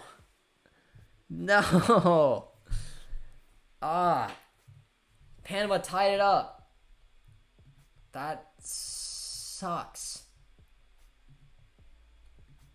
How much time is left in that match? 82 minutes. And they scored 2 5 minutes apart. That is terrible. We need Honduras to do something there. Snatch a winner. A draw is not the worst, but Panama not giving up there. Atakubi with a little bit of work to do. Davies pissing me off. He is trying to do a little bit too much, man. And remember that remember the players are playing with the cold. I know they are all Canadians, but they're not used to playing in this weather in their respective countries. And I don't know, maybe it's getting to him a little bit, to Davies, if it's the stress of coming back and playing at Edmonton, a little bit of the excitement. I mean, he's always going to be a difference maker, but he's got to be careful not to do too much, because he's been caught at least 3 times this match so far, and it's got to be frustrating him. 2-2 is good in that game. Only 2 points given instead of 3. True, but Honduras was buried at the basement, so it would have separated a little bit more. But yeah, I would take a draw too. But here comes Tejan Buchanan. It's a poor ball from Tejan, but he wins a corner. Canada taking too long to score. It could become a problem later in the match. It could. Davies does look a little bit nervous. And I mean, it's his homecoming. It was hyped up around the media. He's going home. He wants to perform here. It is still 0-0 at half, man. We got a corner kick coming up as well. But it looks just like Davies just gritting a little bit too much this match. Not making the easy decisions, trying to do a little bit too much. But he's got a corner kick to take. Been kind of poor on the deliveries. It was an okay one. Little closer towards the keeper. Justin Bieber, is that you? I mean, I'll take that compliment every single day if Franco wants to toss that out. But I appreciate the translation there. I will take in called Biebs any single day. Davies' girlfriend is from my hometown. That's very cool, guys. So far on the chat today, from you guys tuning in, we have someone who lived 2 doors down from Alphonso Davies, and we have someone whose Davies' girlfriend was from the same town that they're from. So it's not bad, man. It's not bad.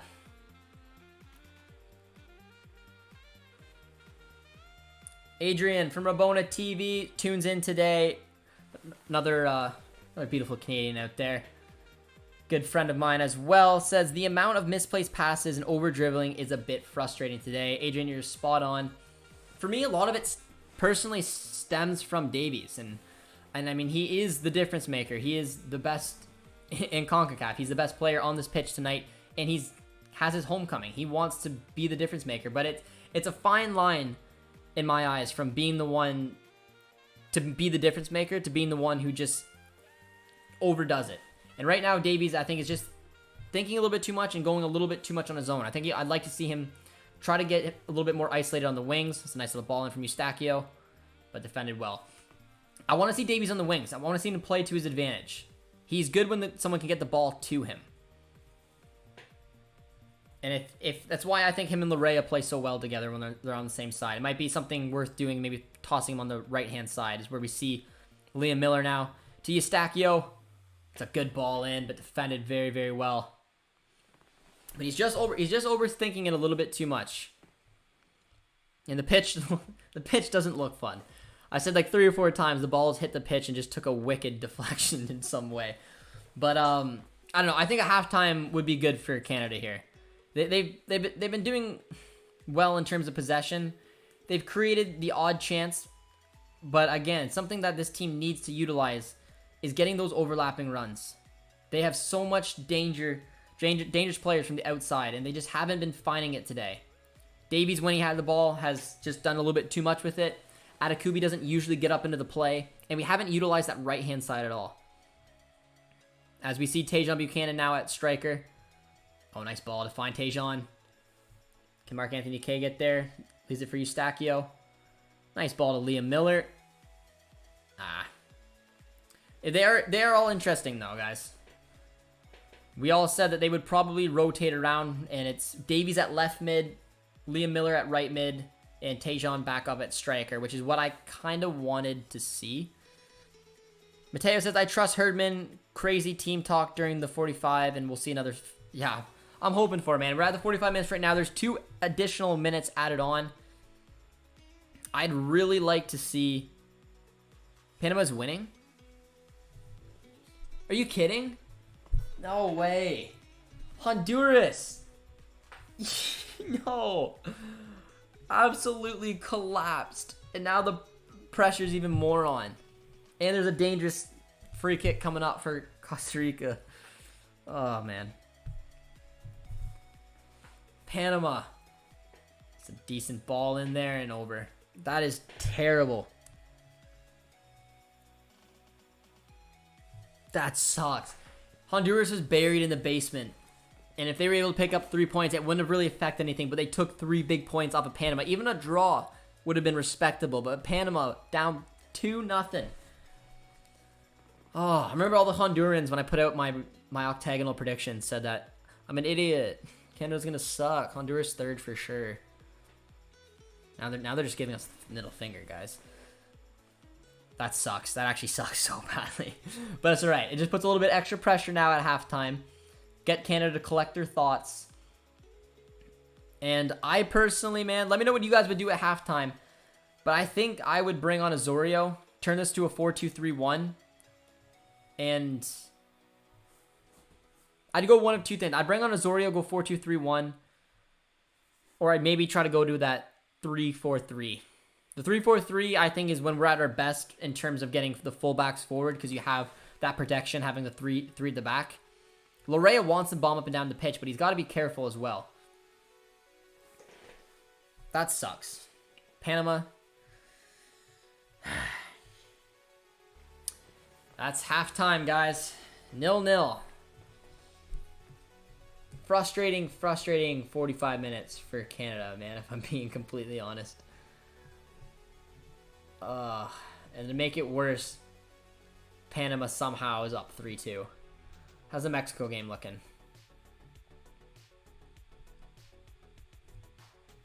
Oh man, let's go to the chat, guys. What are you guys doing at halftime here? How do you change this around? How do you change this thing around? I think a change in shape would be ideal. I just don't know exactly what the right one to do is. Halftime, I'd change the pitch. Still 0-0 in the Mexico game. 3-4-2-1. Yeah, it should probably be a 3-4-3 if we were gonna do it that way. If we're looking at the pitch, if we're looking at the squad right now, I don't think having the amount of wingers we do is working to our favor. You could arguably try to... I mean, one, you could take the easy route and you take off a winger and you put on a striker. So you put on Kyle Larin, or you maybe put on Ugbo, man. Maybe it's his time to shine right from halftime. And then you still play the 4-4-2, and you probably bring off either Miller or Buchanan, and then you put Davies at left mid, Miller or Buchanan right mid, and then Ugbo or Larin as your striker alongside Jonathan David. Or you bring off one of those wingers, you bring on Osorio, you go to a 4-2-3-1. Maybe you... I mean, if you bring on Alistair Johnson, you can switch up to the back 3. I'm not sure. Let's see what you guys are saying in the chat. Davies is trying way too much, and you were spot on, my man. Davies absolutely is, man. He needs to just take a little breather and try to just play the easy game, man. He's so good at what he does. Rely on his midfield to get him the ball and do what he does. Don't try to create things out of nothing because it's been getting him in trouble and he's been turning over the ball more than he's been winning it. We have to pray. Herdman overthinking this one with a 4-4-2 and a horrible pitch, change to a 3-5-2, and bring in a new bet. Nothing we can do about the pitch, but I mean we could go to a back three if we brought on Alistair Johnston, but I don't think Herdman's gonna risk it. I think John Herdman wants Alistair Johnston to be rested and to be utilized for the Mexico match. That's what I think. Have we tested Navas? Keylor Navas is not in net for Costa Rica tonight. Costa Rica, my bad. And we haven't really tested the keeper, no. The pitch is affected. It's being freezing temperature. It is. Let's see what John says. He's saying 3-4-3. He'd go Miller on the outside right, which I'm hesitant about having a lefty out over there. But, I mean, it could work. You could have Miller there with Vittoria. You have Atakubi on the inside. Oh, it's tricky. Buchanan, K, Eustachio, Larea, Miller, David, Davies. So yeah, you could switch up the shape and without making a substitution. Absolutely, you could. But I don't know. I have a feeling more than likely we're not going to see a substitution at halftime. I think we're either going to see Osorio, Ugbo, or Laren come in probably around the 60-minute mark. Finally, Mexico with a yellow card. That keep thinking that we'll get lucky and be ranked 45th team. Canada need to be more aggressive, quicker first-time balls, spread the park, and get those passes clicking. Well said, and I agree with you. Like I said, the thing that this Canadian team has is pace. And when we see this side at its best, I personally like the overlapping runs with the fullbacks. To get those, you would probably have to go to a back three. And it's hard because I don't think John Herdman wants to risk Alistair Johnston. I think he wants him for sure for the Mexico game. So I really don't think we're going to see a back three. But like John kind of said, you could toss Miller out on the outside right. You could have Atakubi at the outside left. But I just think it's a little awkward. So then that means go to a 4-2-3-1 and get Osorio drifting as the 10, which would require bringing off a winger. Or you bring on Kyle Laren because Kyle Laren knows how to put the ball in the back of the net. Canada, Panama, 0-0. Mexico, U.S., 0-0. El Salvador, Jamaica, 0-0. It's a 0-0 party. Well, the Honduras match was... the Honduras match definitely wasn't a 0-0. 3-2 Panama. And the other ones are all 0-0. So mad that Panama's going to win this. Puts them in such a good position, man. They're on 11 points right now. And they could have been on 8. Frozen pitch. We need Larea, Davies on the same side playing together. They thrive in that system. I agree. 3-4-3, Larea left wing back, Davies left wing is probably my favorite position right now. Which like we said, we can try to pull it off.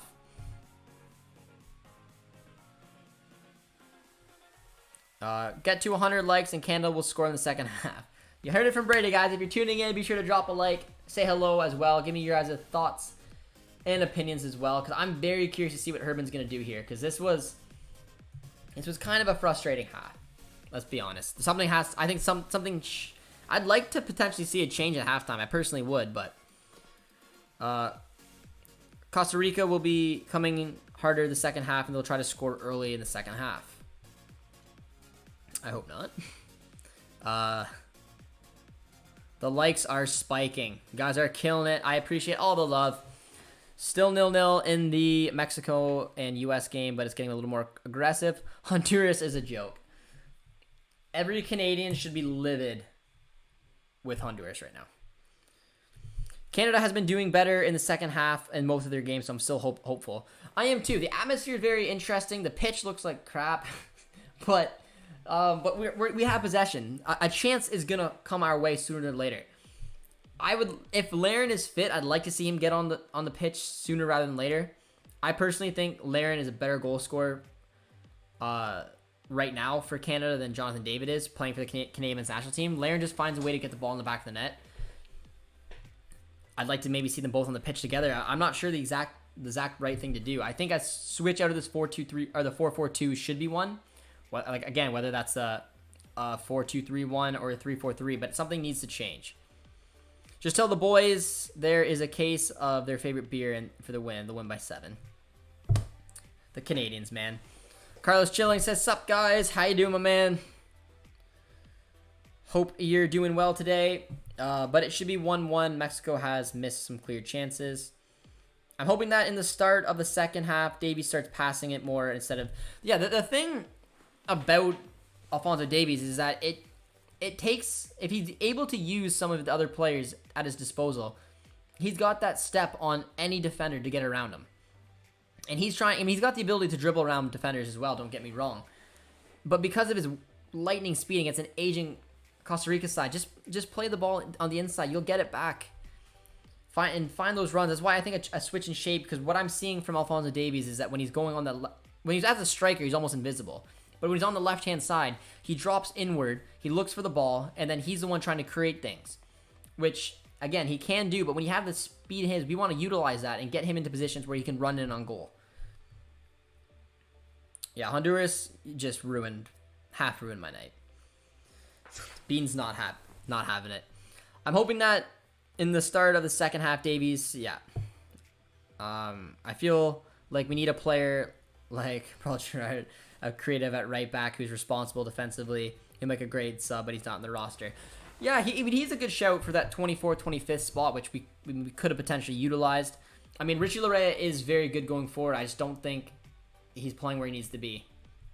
I think we need to find a way to get him as a left wing back and to get Davies as a left winger. I think that's something that they would potentially help, even if we play in a 4-2-3-1. But I mean, Adekubi is going to play that, so Larea will be more than likely stuck on that right-hand side. You could put Davies on the right-hand side as well. Why is the pitch so bad? Cold, Edmonton, it's a football pitch. A couple, I guess, reasons. It doesn't look very nice. The ball does not look like it's reacting overly well. At the moment, we have a better goal difference in the United States, so it gets to go into third above Panama on 11 points with 1 goal difference. You must be pumped that Forge is getting into the Champions League, eh? I am very impressed for my Forge side. Very, very impressive, man, considering the CPL is so new and they're in the CONCACAF Champions League. I'll definitely be going to a match or two.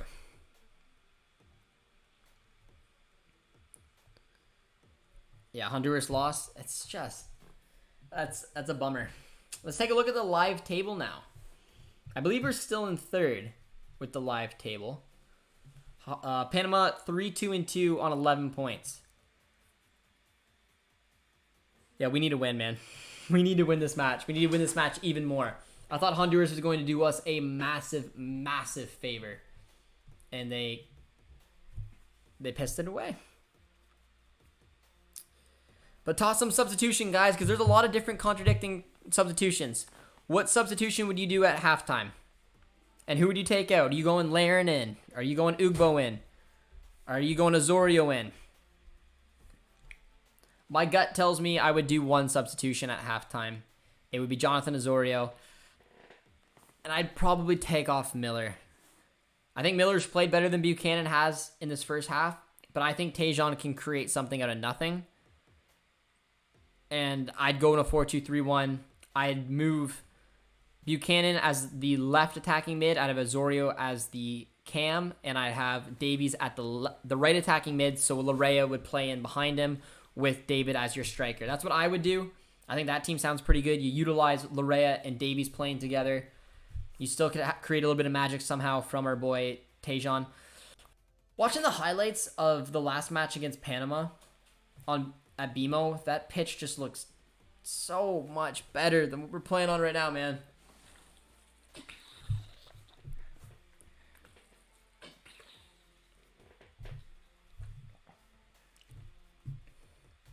Bring on Osorio. Bring on Johnston and Osorio. Bringing on Johnston is not a bad shout. The only reason I went against it is because I personally think that Alistair Johnson isn't going to play. I think they're going to save him for Mexico. North American football looks so sad for some reason, like the fans in the stadium, not the players. You think the fans in the stadium today look sad? They look pretty fired up to me. They might be cold. Might be something. Bring in Ugbo. He's be an interesting one, man. I feel like the problem is that we've tried to play Fonzie in an attacking mid. He neither needs to run into the ball from the back with pace or exploit this pace. I agree. I don't think Davies, like I said, everyone I was seeing on Twitter, well, not everyone, but a good chunk of people were saying that they were excited to see Davies up front as striker again. I wasn't. If you've seen 4-4-2 systems be played, there can be good stretches where those strikers do not see the ball. They're very good for, balls being whipped into the box, poachers. Ugbo, in my opinion, and Laren would be very good playing as two strikers up front. Davies needs to play it wide. He's a winger. He is not a striker. He's not a attacking midfielder. He needs to play on the left-hand side. And I think a big problem is that we have three wingers on the pitch. I think we need to take off either Miller or Buchanan, get on Osorio, or if you want to play that 4-4-2, get on Ugbo or Laren. Because it just looks a little uncomfortable up front right now. And Davies is definitely overthinking some things.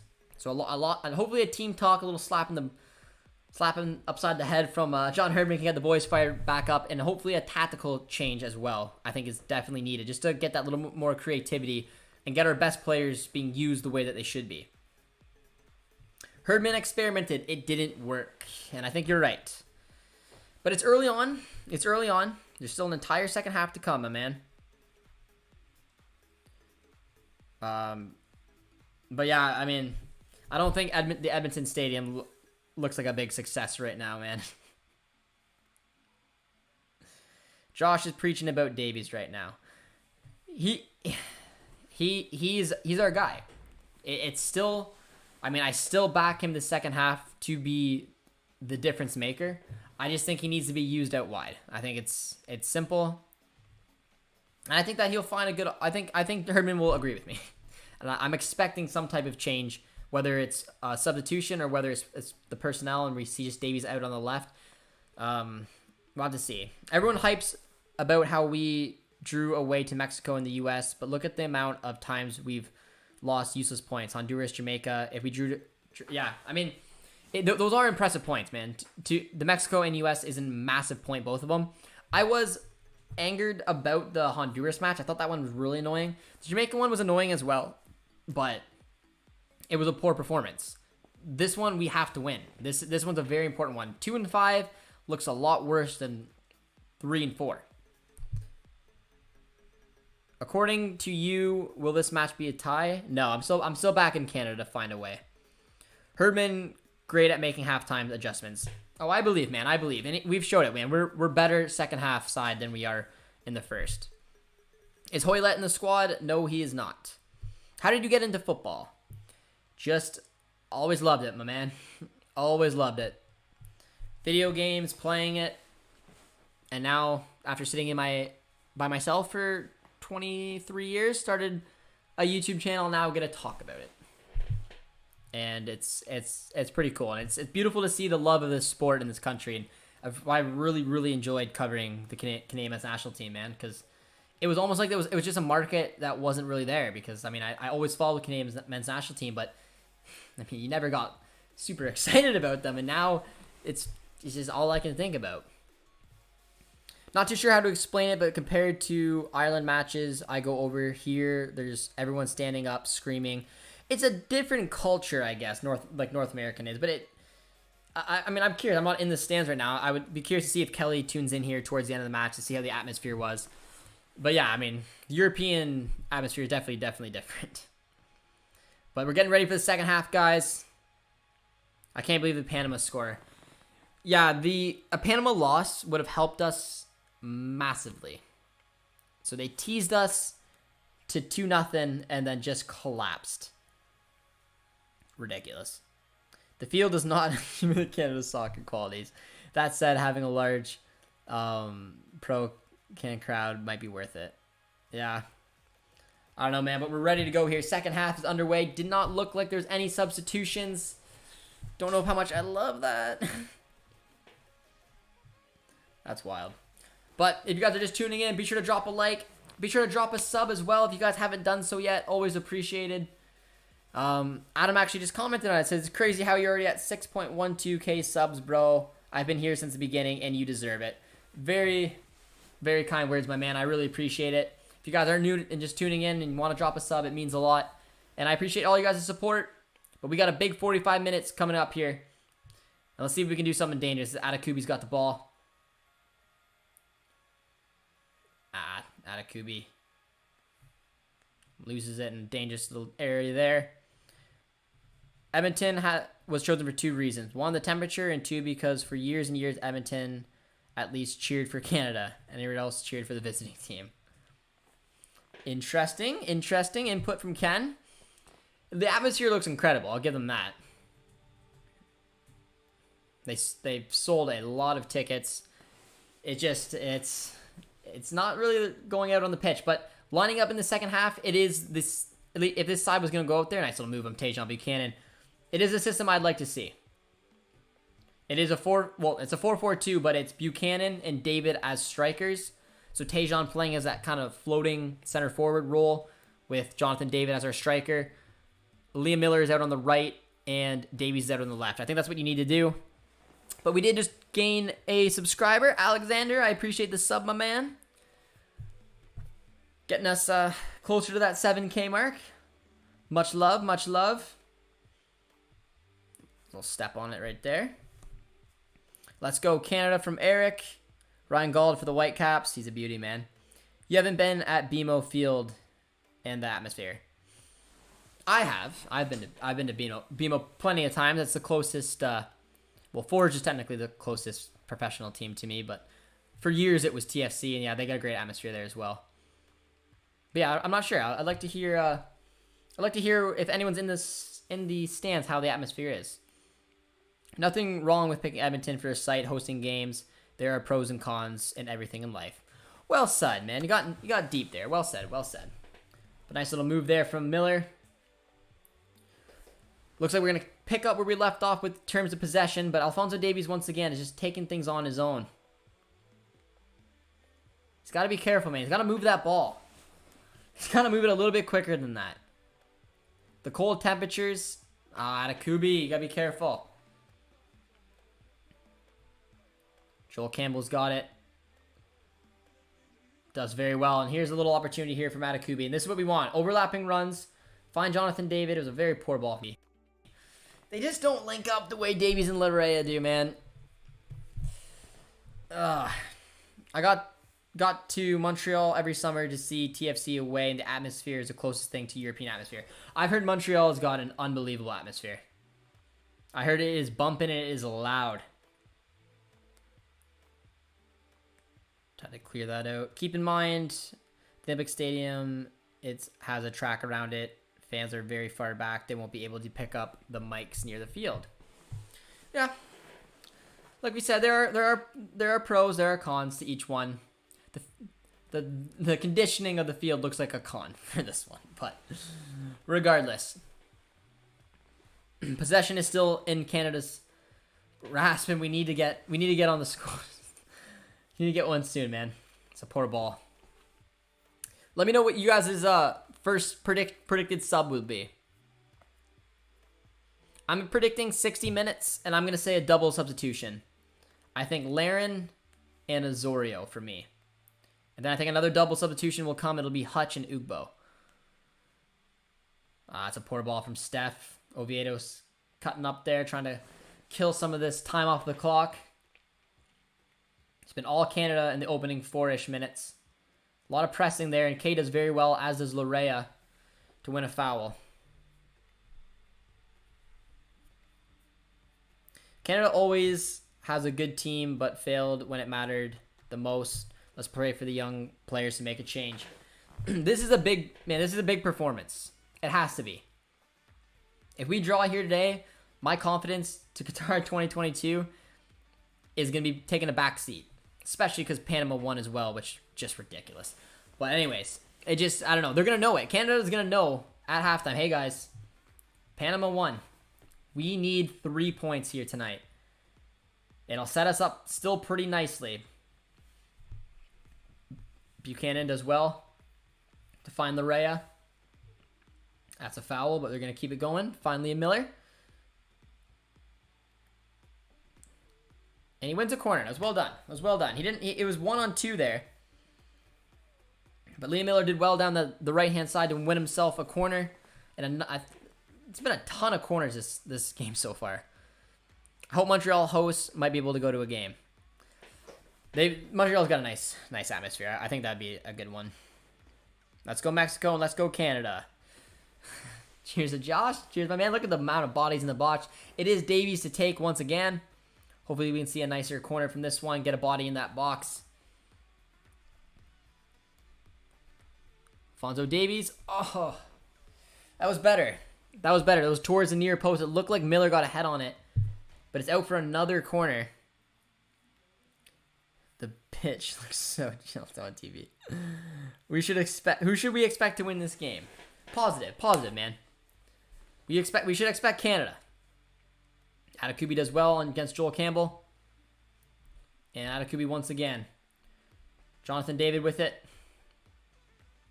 That's a foul. That's a foul. Well done. Well done, Tejan. All right, let's get some guys in the box here. It's another dangerous set piece. Eustachio was over it. Getting some bodies in the... I haven't seen the typical one. If you just saw the point from Vittoria, he asked for the set play. He found the set play. That's funny. I don't know if you guys noticed that as well, but Vittoria went like this to Eustachio. And I don't know what it is. You just can't stop him. When they do that set piece, Eustachio is so good at pinpointing it right to Vittoria, who tries to cut it across the box. This one almost worked, but it was defended relatively well in the end. But I thought that was funny. He can even point like, hey, it's coming to me. But nothing you can do to defend it. That's better from Davies. Good ball. Back door. Oh, Liam Miller even gets to it. Oh, man. That's much better from Alphonso Davies. Earlier on, he wasn't making those... Well, he's making those plays, but he just wasn't being successful with it. This pitch is odd. Well, it is a football pitch. Edmonton plays out of it. But that was almost a pinpoint ball, just a little too high for Liam Miller. That's more what we need to see at Davies. If he's going to do those 1v1s, he needs to win them, man. And he won that one and just about put it on a platter there for Liam Miller. But it makes you think, though, Miller, if that was Laren, for example, man, nicely done there from Buchanan, tracking back and putting up a little bit of speed, but he just got no one coming with him.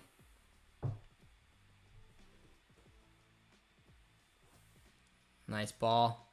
Finds Eustachio. Atakubi. Hit it. Oh. Oh! Oh! No! That would have been disgusting. Oh, man. That would have been one of the greatest goals you'll ever see for a Canadian national team. Oh, no. It would have been onside too. Buchanan just like, yeah. Bicycle kick with the left. Come on. It was onside.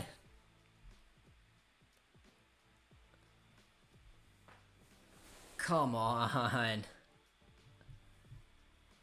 Tejan Buchanan. Just about scoring. Oh. Well, they're playing better. Canada's playing better in the second half so far. I still think they look a little unnatural in this 4-4-2. But that would have been something else, man. That would have been one of the nicest goals you'd seen in a while. It's just impressive because of the way he took it with his left. But Buchanan's on it once again.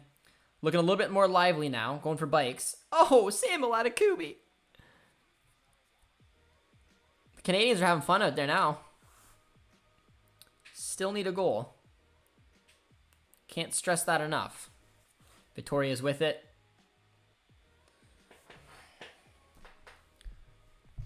Hope Canada plays like this the whole second half and we get a bit of luck.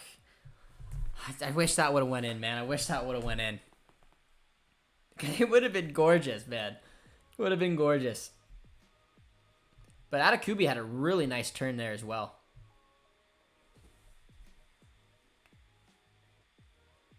That he got some pace on it too. The acrobatic bicycle kick, hitting it with his or no, was that with his right? Oh, it was with his right. Never mind.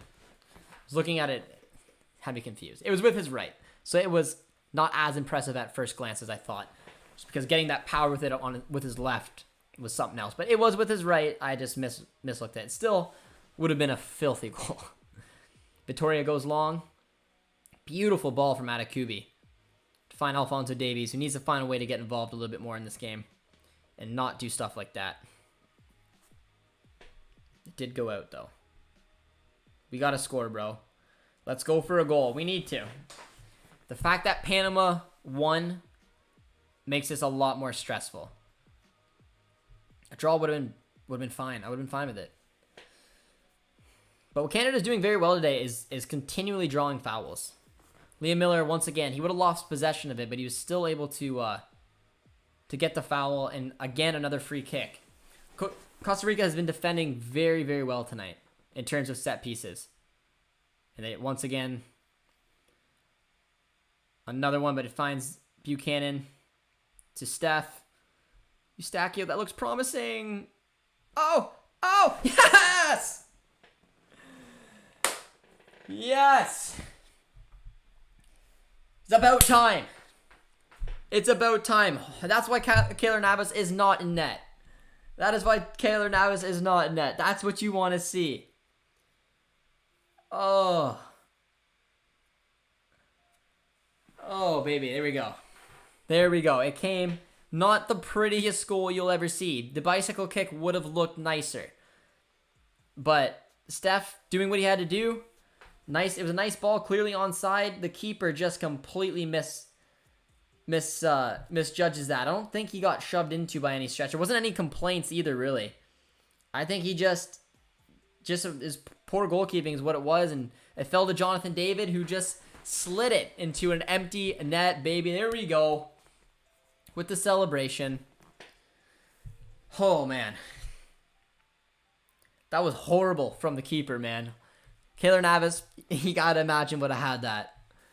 But hey, I mean, Tajon Buchanan had a bicycle kick ring off the crossbar, so we'll take this one, man. We'll take this one. John says I could have held that. Go to back three. Miller out for Johnston. 3-4-3. I'm curious now, man. This changes things. We got the lead. It's 1-0 Canada. We got the result we wanted, man. Karius playing for Costa Rica. Karius. Yeah, that was atrocious. That was atrocious goalkeeping. But I'll take it, man. I'm not mad whatsoever. Jonathan David on the score sheet gets his 18th international goal for Canada. Definitely deserved. It was, but there's a corner kick coming up already. So already on the defensive side of the things.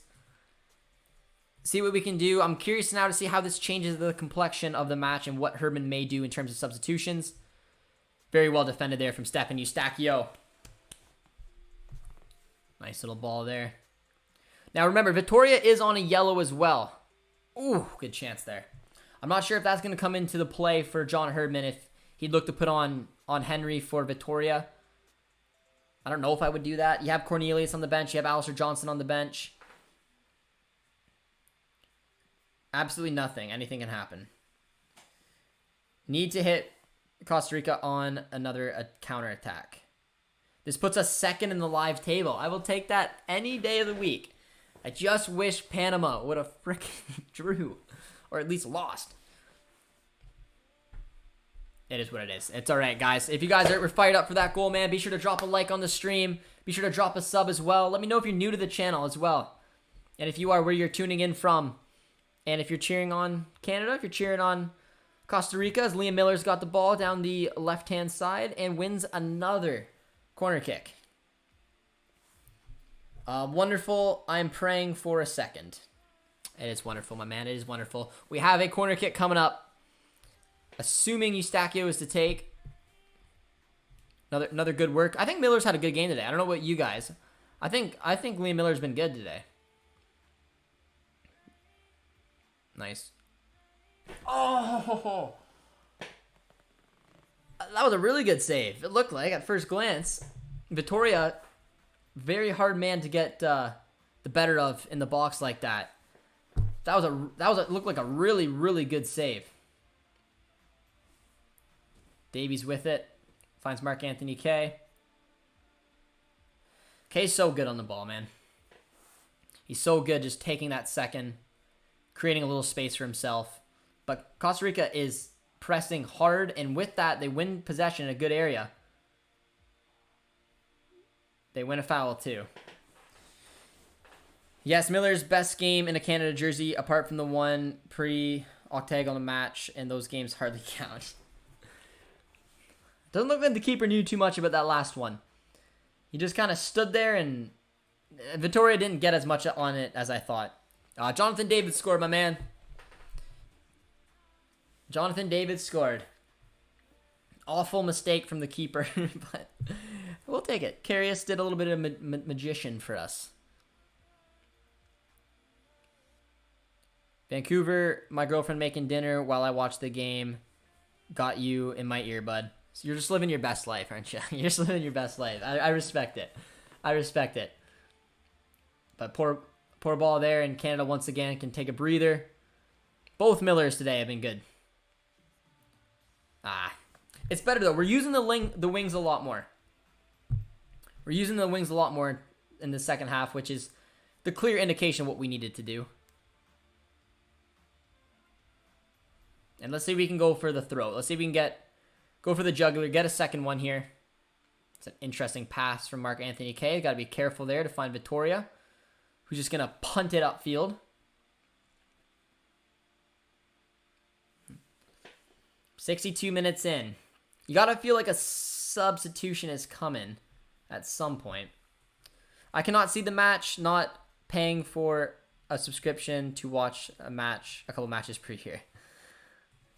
Well, Diogo, hopefully this is good enough for you, my man. Hopefully you enjoy the commentary, enjoy the chat, but that sucks you're not able to watch it, my guy. It's on Sportsnet. Borjan is down right now, though, which is not good. Digging into the track pants, but we'll have to see what happens there.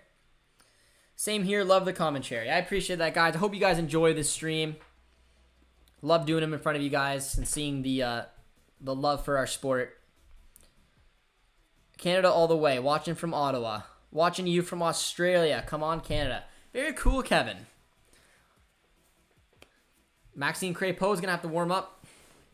I mean, honestly, both keepers in my eyes are right around. I'm not sure what happened with Borjan, though. Not good. You don't want to see any Canadian player down, especially, I mean, your skipper, but not good news there for Borjan. It looks like it's in his right leg.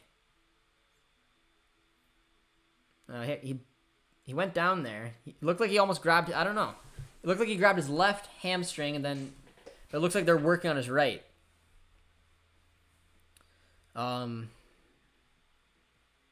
Watching from Ottawa. I got a few tuning in from Ottawa. Beautiful city. One of my favorite in Canada. Borjan with the CONCACAF has allowed Herman a team talk. Oh, Canada. Oh, baby.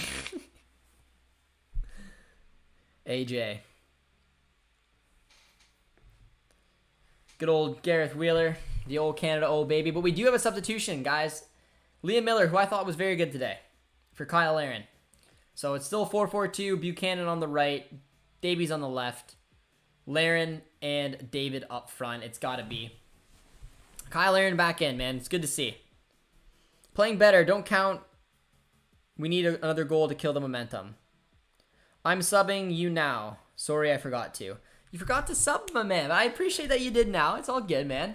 If any of you guys want to drop a sub as well, it's always appreciated. And let me know if you are a new subscriber around here. I'll give you a nice little shout out. But Banana Studio becoming the newest subscriber to the channel, and I appreciate it. Drop the follow, because I appreciate you, from Matthew as well. I appreciate that, my friends. I appreciate it. Josh, what is the best brand of maple syrup? No joke. That's Aunt Jemima, my man. You should know this.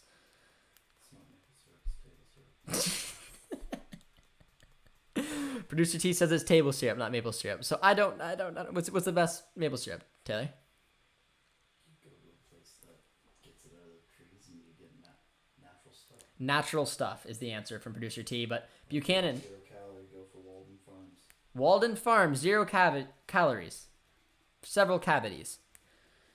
3 points for Canada. It's a must, man. It's a good ball to Jonathan David. Atakubi's with it. Nice to Eustachio. Atakubi. It's a good ball. Oh, Davies! It fell on a plate for him. Oh, how important is this game? It is vital. It is vitally important. And Alphonso Davies just made a sitter. But a nice little... It fell right to him. He just got under the ball. It was always rising. Who scored? Jonathan David scored. Hey, bud, what level / league footy do you play? So I played in Brantford / Paris, Ontario growing up, playing rep football there. Soccer, football. I played soccer. And then I played for Conestoga for college. So I played varsity, indoor, and outdoor. And then I had 3 dislocated shoulders and shoulder surgery, so I don't play as much anymore. I still play indoor in Paris, Ontario, when I can. But yeah, I mean, I still play, but shoulder injuries just wrecked me. But yeah, so I guess the highest level I played was varsity in college, both indoor and outdoor, where our outdoor team was trash, but our indoor team was unreal. But let me know what was the highest level any of you guys out there have played. Any promising future Canadian men's national team viewers in the chat right now. Got a nice ball coming in. Nice ball. Nicely done from Mark Anthony K. What position did you play? I played mostly as a winger. I was small but fast. But in indoor, I like playing centrally because good with the ball at my feet. Here comes Buchanan. 68 minutes in, man. We're going to need another one here. We just look so dangerous on the counter. Nice one. Yeah, shoulder injuries are I bet. You're telling me, my man. You're telling me.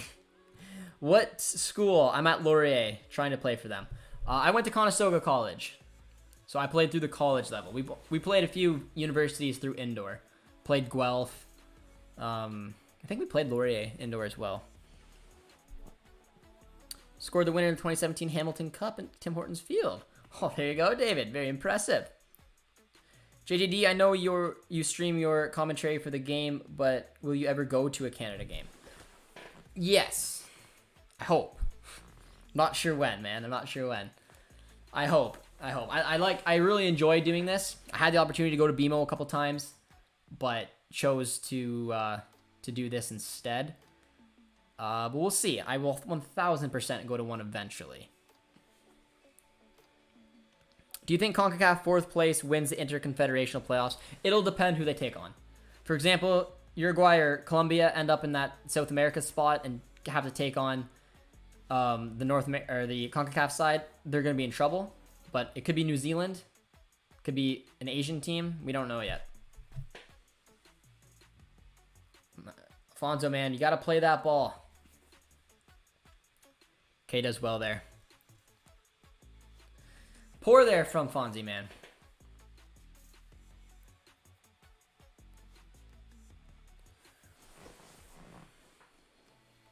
Would be great to see you do a vlog at a game. That's definitely a goal. It was something that we were really on the fence, producer T and I, of doing, but we chose to keep doing the watch along. But a vlog would be unreal. Maybe one day, man. There could be some exciting things potentially coming. Get that out. Get that out. Buchanan's got to be a foul and a yellow card. There we go. Buchanan does well. Larea getting fired up in there as well. Who is your favorite soccer player? Marco Royce has always been an idol for me growing up. I value loyalty, and I just love how much he loves his club. And I don't know. Marco Royce will be my favorite. Jonathan David's is a close second. Buchanan's climbing up there. My boy Davies is obviously up there. All the Canadians get love, but my idol growing up was Marco Royce. We got a double substitution. Alistair Johnson is being used too, as is Hutch, man. He's going to tie the all-time record for appearances with his 89th right now. Beautiful to see. Mark Anthony Kay coming out for Hutch, bringing a little bit more stability for the last 20. The armband's going on Hutch right away. Interesting. Interesting. And Alistair Johnson coming in for Larea, which means that we could see a back three. But beautiful to see, man. A record being drew tonight, tied with tonight. Julian de Guzman, who's obviously watching from somewhere. But yeah, it looks like a back three immediately. You see Johnson at the outside right center back, Vittoria central center back, Miller left center back, which would mean probably Atakubi left wing back, Buchanan right wing back, Hutch, Eustachio through the middle, and then David and Laren up front. I'm missing someone. I don't know who I'm missing. They took Larea off. Who am I missing? Laren, David up front. Oh, Buchanan. Huh. I don't know what system they're playing right yet.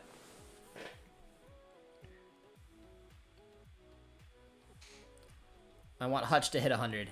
There's a chance. I mean, he'll definitely break the record. It'd be cool to see him hit 100. A bunch of players are gonna break the record for goals, I think. Actually, he still kind of looks like a 4-4-2. Alistair Johnson's probably playing right back with still Vittoria, Miller, Atakubi at left back, Davies left mid, Buchanan right mid, Hutch, Eustachio center mids, Laren, and David up front. So it still looks like a 4-4-2. Free kick coming in. That's a dangerous one, but done very well there. Very, very well. And that should be a goal kick, and it is.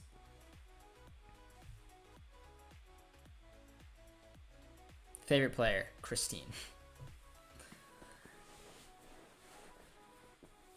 Got a little Robert Lewandowski debate. The other games, another substitution coming up. I'm going to check the scores of the other games quickly. They're all 0. They're still 0-0.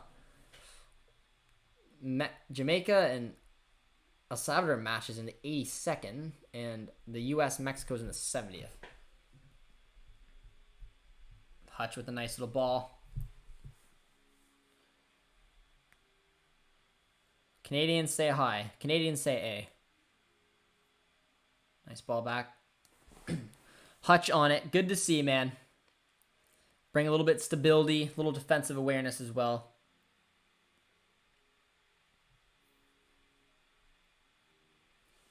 Steph, it's a poor take.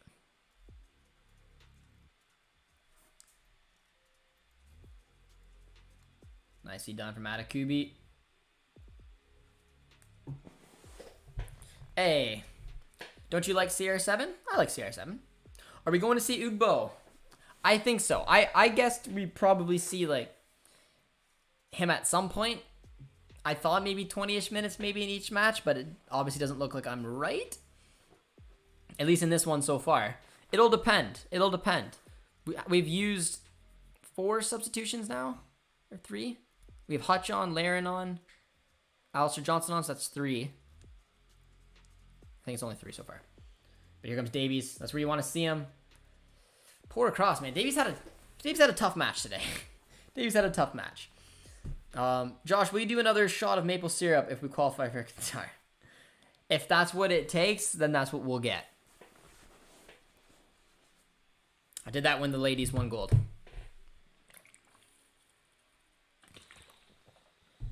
Wasn't my proudest moment, but it was a moment. I don't know. What do you got? Oh, dangerous. And it's good. Good foul. Good foul. Jamaica scored. Heating up, man. It's heating up. What do you guys think? If we qualify for Qatar 2022, should producer T and I get on a plane if we go to Qatar? Put a W if you think producer T and I should head to Qatar if we qualify. Davies' touch has been really off this game. He's having trouble in reuse. Yeah, I mean the cold ball, it could be nerves, and again, man, there's so much pressure on this kid. He's the best at what he does, and he's going back home, man. Like, this is his home. He wants. If there's a game you want to see him have a goal like he did in Panama, it's this one. And it's been super impressive to see what he's done up, but this match just hasn't really fallen his way. A lot of W's coming in the chat. Going to Qatar, eh? Be interesting. That'd be a vlog. W all day, bro. We'll see. There could be some fun things on the horizon for us. We'll have to wait and see.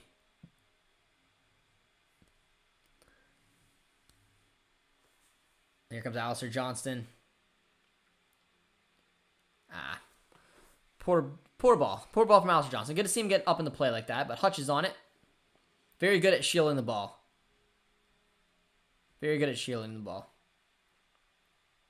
He'll be important towards the end of this match if we try to kill off this game. I'll contribute if you cheer for the U.S. That's got to be a foul, surely, and it is. Saying shoulder to shoulder. But that's a dangerous free kick we got coming in, man. Is Davies playing forward? No, he's playing as a left midfield. So we're playing in a 4-4-2 system right now. We've been playing it all game long. Davies has sometimes went up in the first half as a striker, but it just wasn't going for him today. But he's been mainly playing as a left midfielder in a 4-4-2. Laren and David are up front for us right now. But he did just use his speed to get a dangerous-looking free kick coming in. Eustachio is over it. A really good opportunity to kill this game off. Come on, Steph. Oh, he's going short to Davies. Yeah, it was a poor hit, man. It was a poor hit.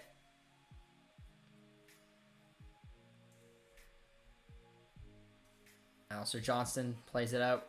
Finds Eustachio. The U.S. scored, and Jamaica's winning, man. Nicely done from Alphonso Davies. Plays it from the ground.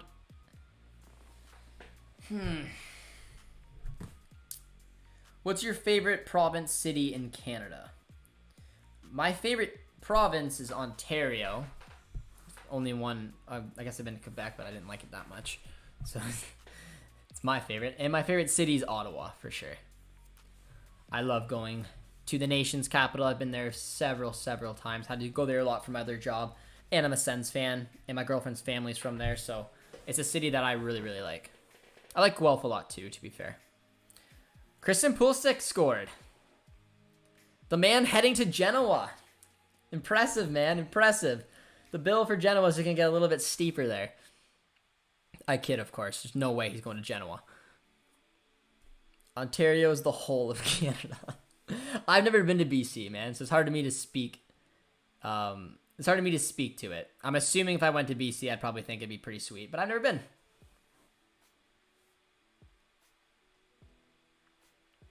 I'm a big Senators fan myself. Haha. We don't have fun watching them, do we? Oh, that's a foul from Tajon Buchanan. Well done. Well done. We've drew a lot of fouls tonight, man. A lot of fouls. Ryan says, sorry to hear that. Is that a Leafs guy in here? Looks like a Lightning guy. We've drawn a lot of fouls tonight, man. It's been actually pretty impressive. We got a free kick coming in here from Alphonso Davies. Davies to take. Looks dangerous. No!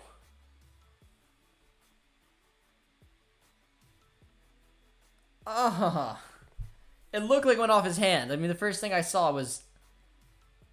I mean, there's no VAR, so again, I mean, there's no point of ever reacting. But let's take a look here. Was it offside? No. Oh, he threw it right in the net. Yeah, no, that's no goal. That's no goal. Laren looks. He's like, did I do it? Miller's like, what happened? The hand of God happened. I'm a Rangers fan because of Lundqvist. Oh, it's Lundqvist. Yeah, funny. That's funny, man. We got some things in common. Henrik Lundqvist has been by far my favorite goalie of my entire life. He is an absolute beauty. He's the king for a reason. Not a Rangers fan, but I have respect for the Rangers, and Lundqvist is just, he's a beauty. I love BC. The BC is the California of Canada, is what I'm told. Fans are chanting, "Ref, you suck," at the handball decisions. Come on, ref, what are you doing? It was clearly a good goal.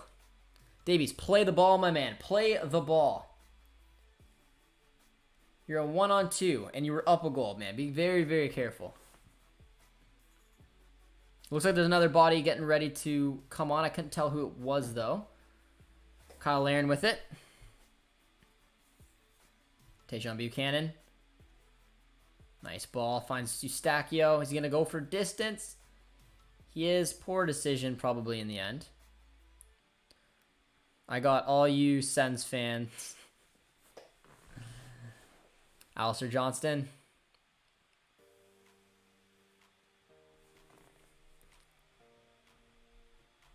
Oh, careful, boys. Foul. Odds of us beating Mexico. Oh, it's Ugbo. Here he is, man. And Osorio. Davies coming off. And honestly, that's probably the right decision. Davies is... He's not going to be happy, I don't think, coming off. But he did not have a strong match tonight. I have no problem with taking Davies off. Especially because literally the last thing he did was try again to go on a 1v2. Which, it's not the time right now. But, I mean, we love Alfonso. Beautiful homecoming for him, but I think it was the right call. They got Jonathan Osorio coming on, and our boy Ugbo. So I'm assuming probably for Jonathan David would be the second substitution. The two main stars coming off is my guess. We'll find out. Osorio rocking the number 10 is coming on, and yes, it's Ugbo for Jonathan David. So Ugbo will see 8 or so minutes.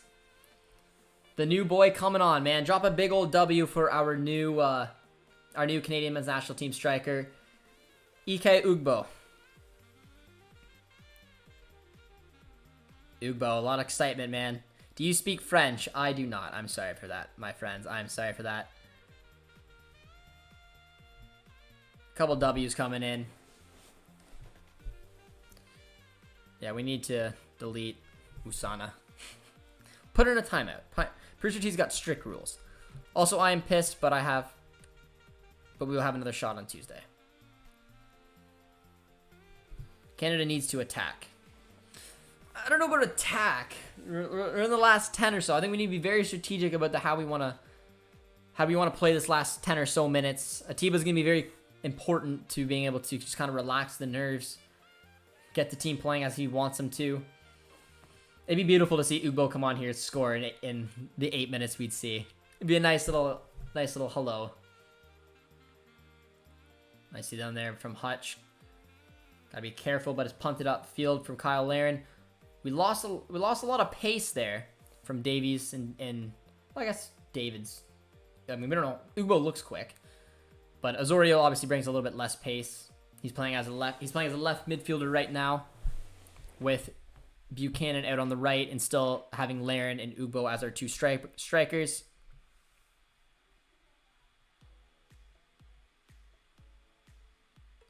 Let the Ugbo era begin. Let's see if our boy can get in there, man. He's a poacher. Anything in front of goal, he's thrown that in. Right foot, left foot, it does not matter. French is your first language. I'm assuming there's probably a lot of people in the chat that can speak French. I'm jealous. I would love to be able to speak more than one language. But, I can't. I can't at all. It's embarrassing. Osorio. Good passing from Costa Rica right there, and no foul. Osorio does well. Finds Hutch. It's a bit of a turnover. That's where we got to be careful. Oh, that was clean, ref. Unbelievable. If Mexico, U.S. draws, Canada's second. What's the score in the U.S. game? 1-0. Do Do you think we should play positive? I think we should play conservative, man. There's 5 minutes to go with extra time. We're up 1-0. This is a vital 3 points, especially with that Panama one.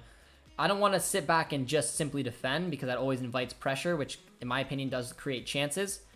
I think if we get the opportunity, we put some bodies forwards, we kill some time, and we be careful instead of being not naive and just inviting a lot of pressure. It's a balance. I wouldn't say go like and how we were playing for the opening 80 minutes, but I wouldn't sit back and defend. I don't like when teams do that. And if you sit back and you just try to go 10 men behind the ball, so anything can happen when you do that because you're inviting so much pressure from a team that's had like 25% possession this match. Their possession will skyrocket right here. But if Buchanan can get on a run, then run with that ball and go for goal. But we got minutes here to try to kill out. It's into the box, and this is where we need some big bodies in there. And Atakubi, our boy. We need to win this game. We do. Nicely done. Laren, nicely done to find Osorio. And one more Laren, and there it is. Well done. Where's Ugbo? Oh, I thought they were through. I misread that. That was a nice little. That was much better. Holding the ball, I guess, would have been a little bit nicer than that, but I liked it. They were going right for goal, and that was kind of what I was talking about. Well defended there from Kamal Miller, who's had a good match to game. Osorio coming back as well. Well done, boys. Well done. Dangerous ball. Alistair Johnston. Come on, Canada.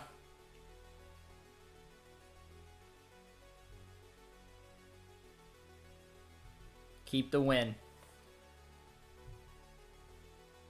Ref is blowing away a penalty shout. I just about crapped myself. But we know that there's no VAR, so I mean there's no penalty. But I didn't see a good enough look there. But that's nicely done there from Atakubi to find Kyle Laren. He's got Ugbo through the middle, but Laren does well.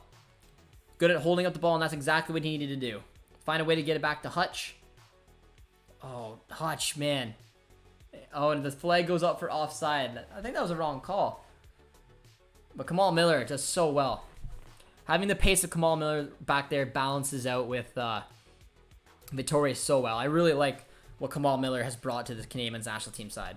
But that was a dangerous little play there from Hutch. And I don't think it was offside. It looked like the ball came off of Hutch, but regardless, Canada needs to be careful, man.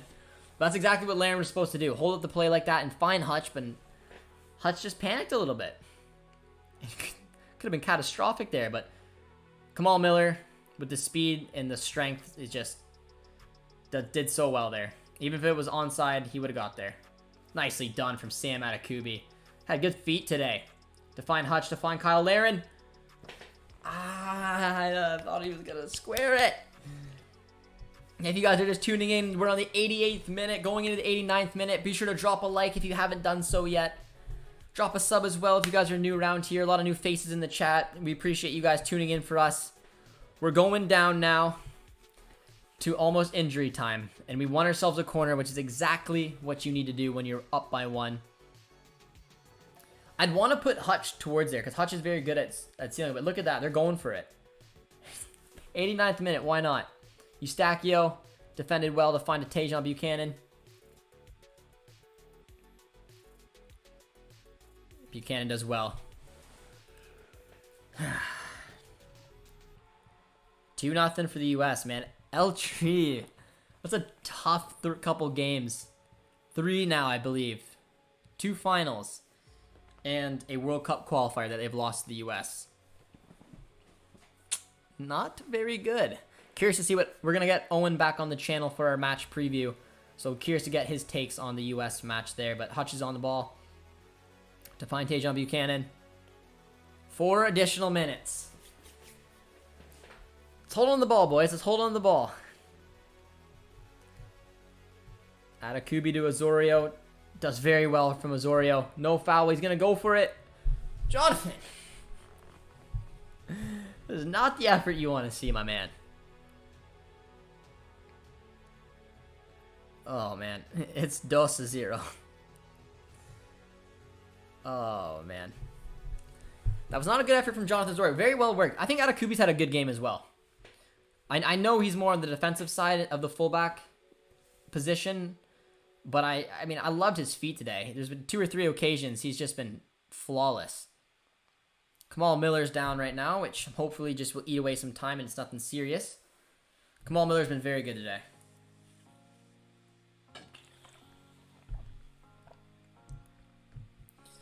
Come on, boys. Let's finish this thing out. A gritty 1-0 win over Costa Rica is what you want to see. Costa Rica did not offer a whole lot.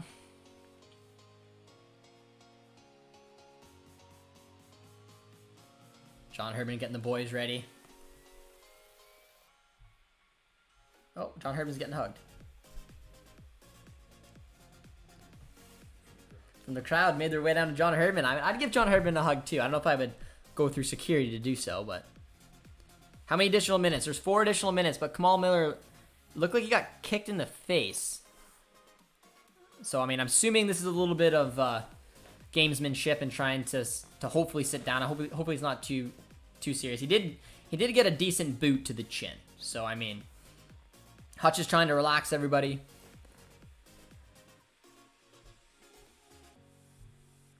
The crowd is pumped up about something.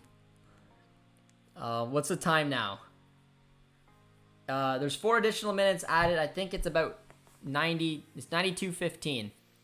There's a few minutes to be played still.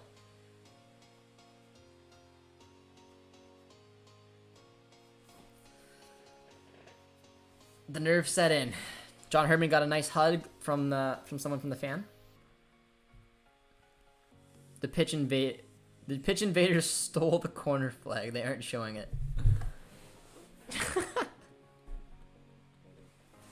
Wow.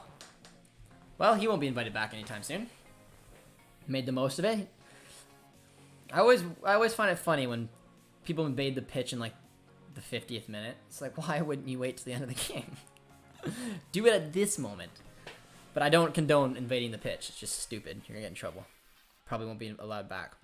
USA's down to 10, but they got the 3 big points, man. John Herdman shaking off that hug from the supporter. Not sure how many additional minutes will be added now. 93 have been played, 4 were added on, but I think only about a minute was actually played before Miller went down there and the pitch invader came on.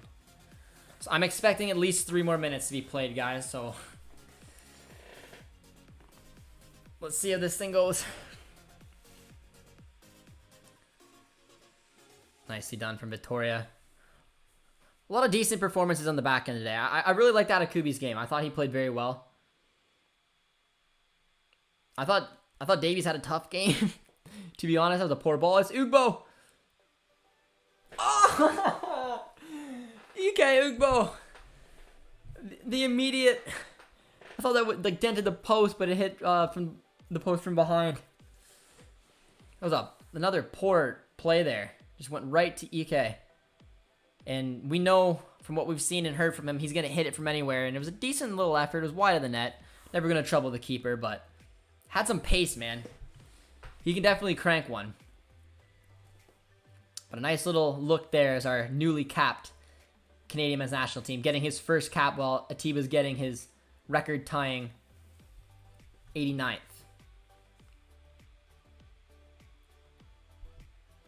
The 94 plus have been played now, but I'm expecting it to go into the 96th or something, man. Lozano from Mexico is their best player. It is true. That is true. Apparently there were multiple invaders. Beer, man, I tell ya. You do some fun things.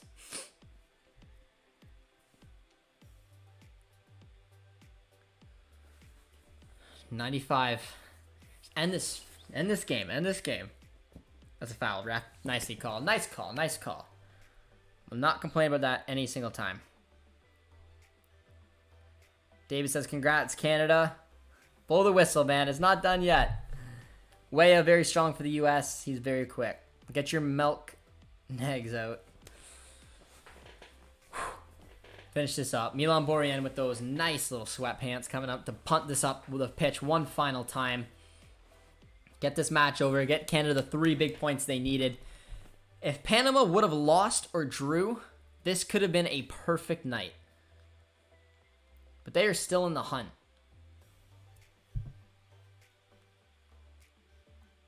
Nicely done there. Find Steph. Try to kill some time here to Hutch. Tajon gives it away. And a handball. Whew. Nicely done. Hutch does look like he's lost a bit of a step. But I mean, 38 years old, you know. Come on a little bit cold in my eyes.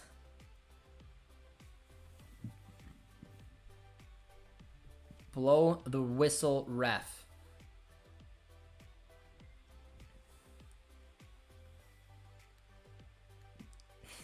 $96:30 have been played, man. It's got to be wrapping up anytime now. Jonathan Osorio does well to find Laren. Beautiful ball. Kill this match off, my man. Laren with it. Is that it? Oh, ladies and gentlemen. The 3 points are here, man. Are here. Drop a big light, man. Drop a W in the chat. It's done and over with. Jamaica, El Salvador drew 1-1. Canada, Costa Rica, 1-0 for us.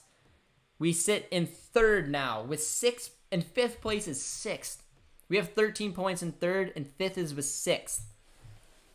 Huge win, man. Huge win. Look at the W's riding in the chat now. Let's go, Canada. That's a huge separation now, guys, from the top 4 and then 5th and downward because of that Panama result. That's a big W. Look at the chat, man. Those are a lot of W's coming in. If you guys haven't done so yet, man, be sure to drop a like on the stream one more time before you guys head out, and drop a sub if you guys are new to the channel. Huge, big W for the Canadian men's national team. It's so important, man. That's a big step towards Qatar 2020, man. Big step. I love it. But the W's just keep coming. You guys just have not stopped dropping W's.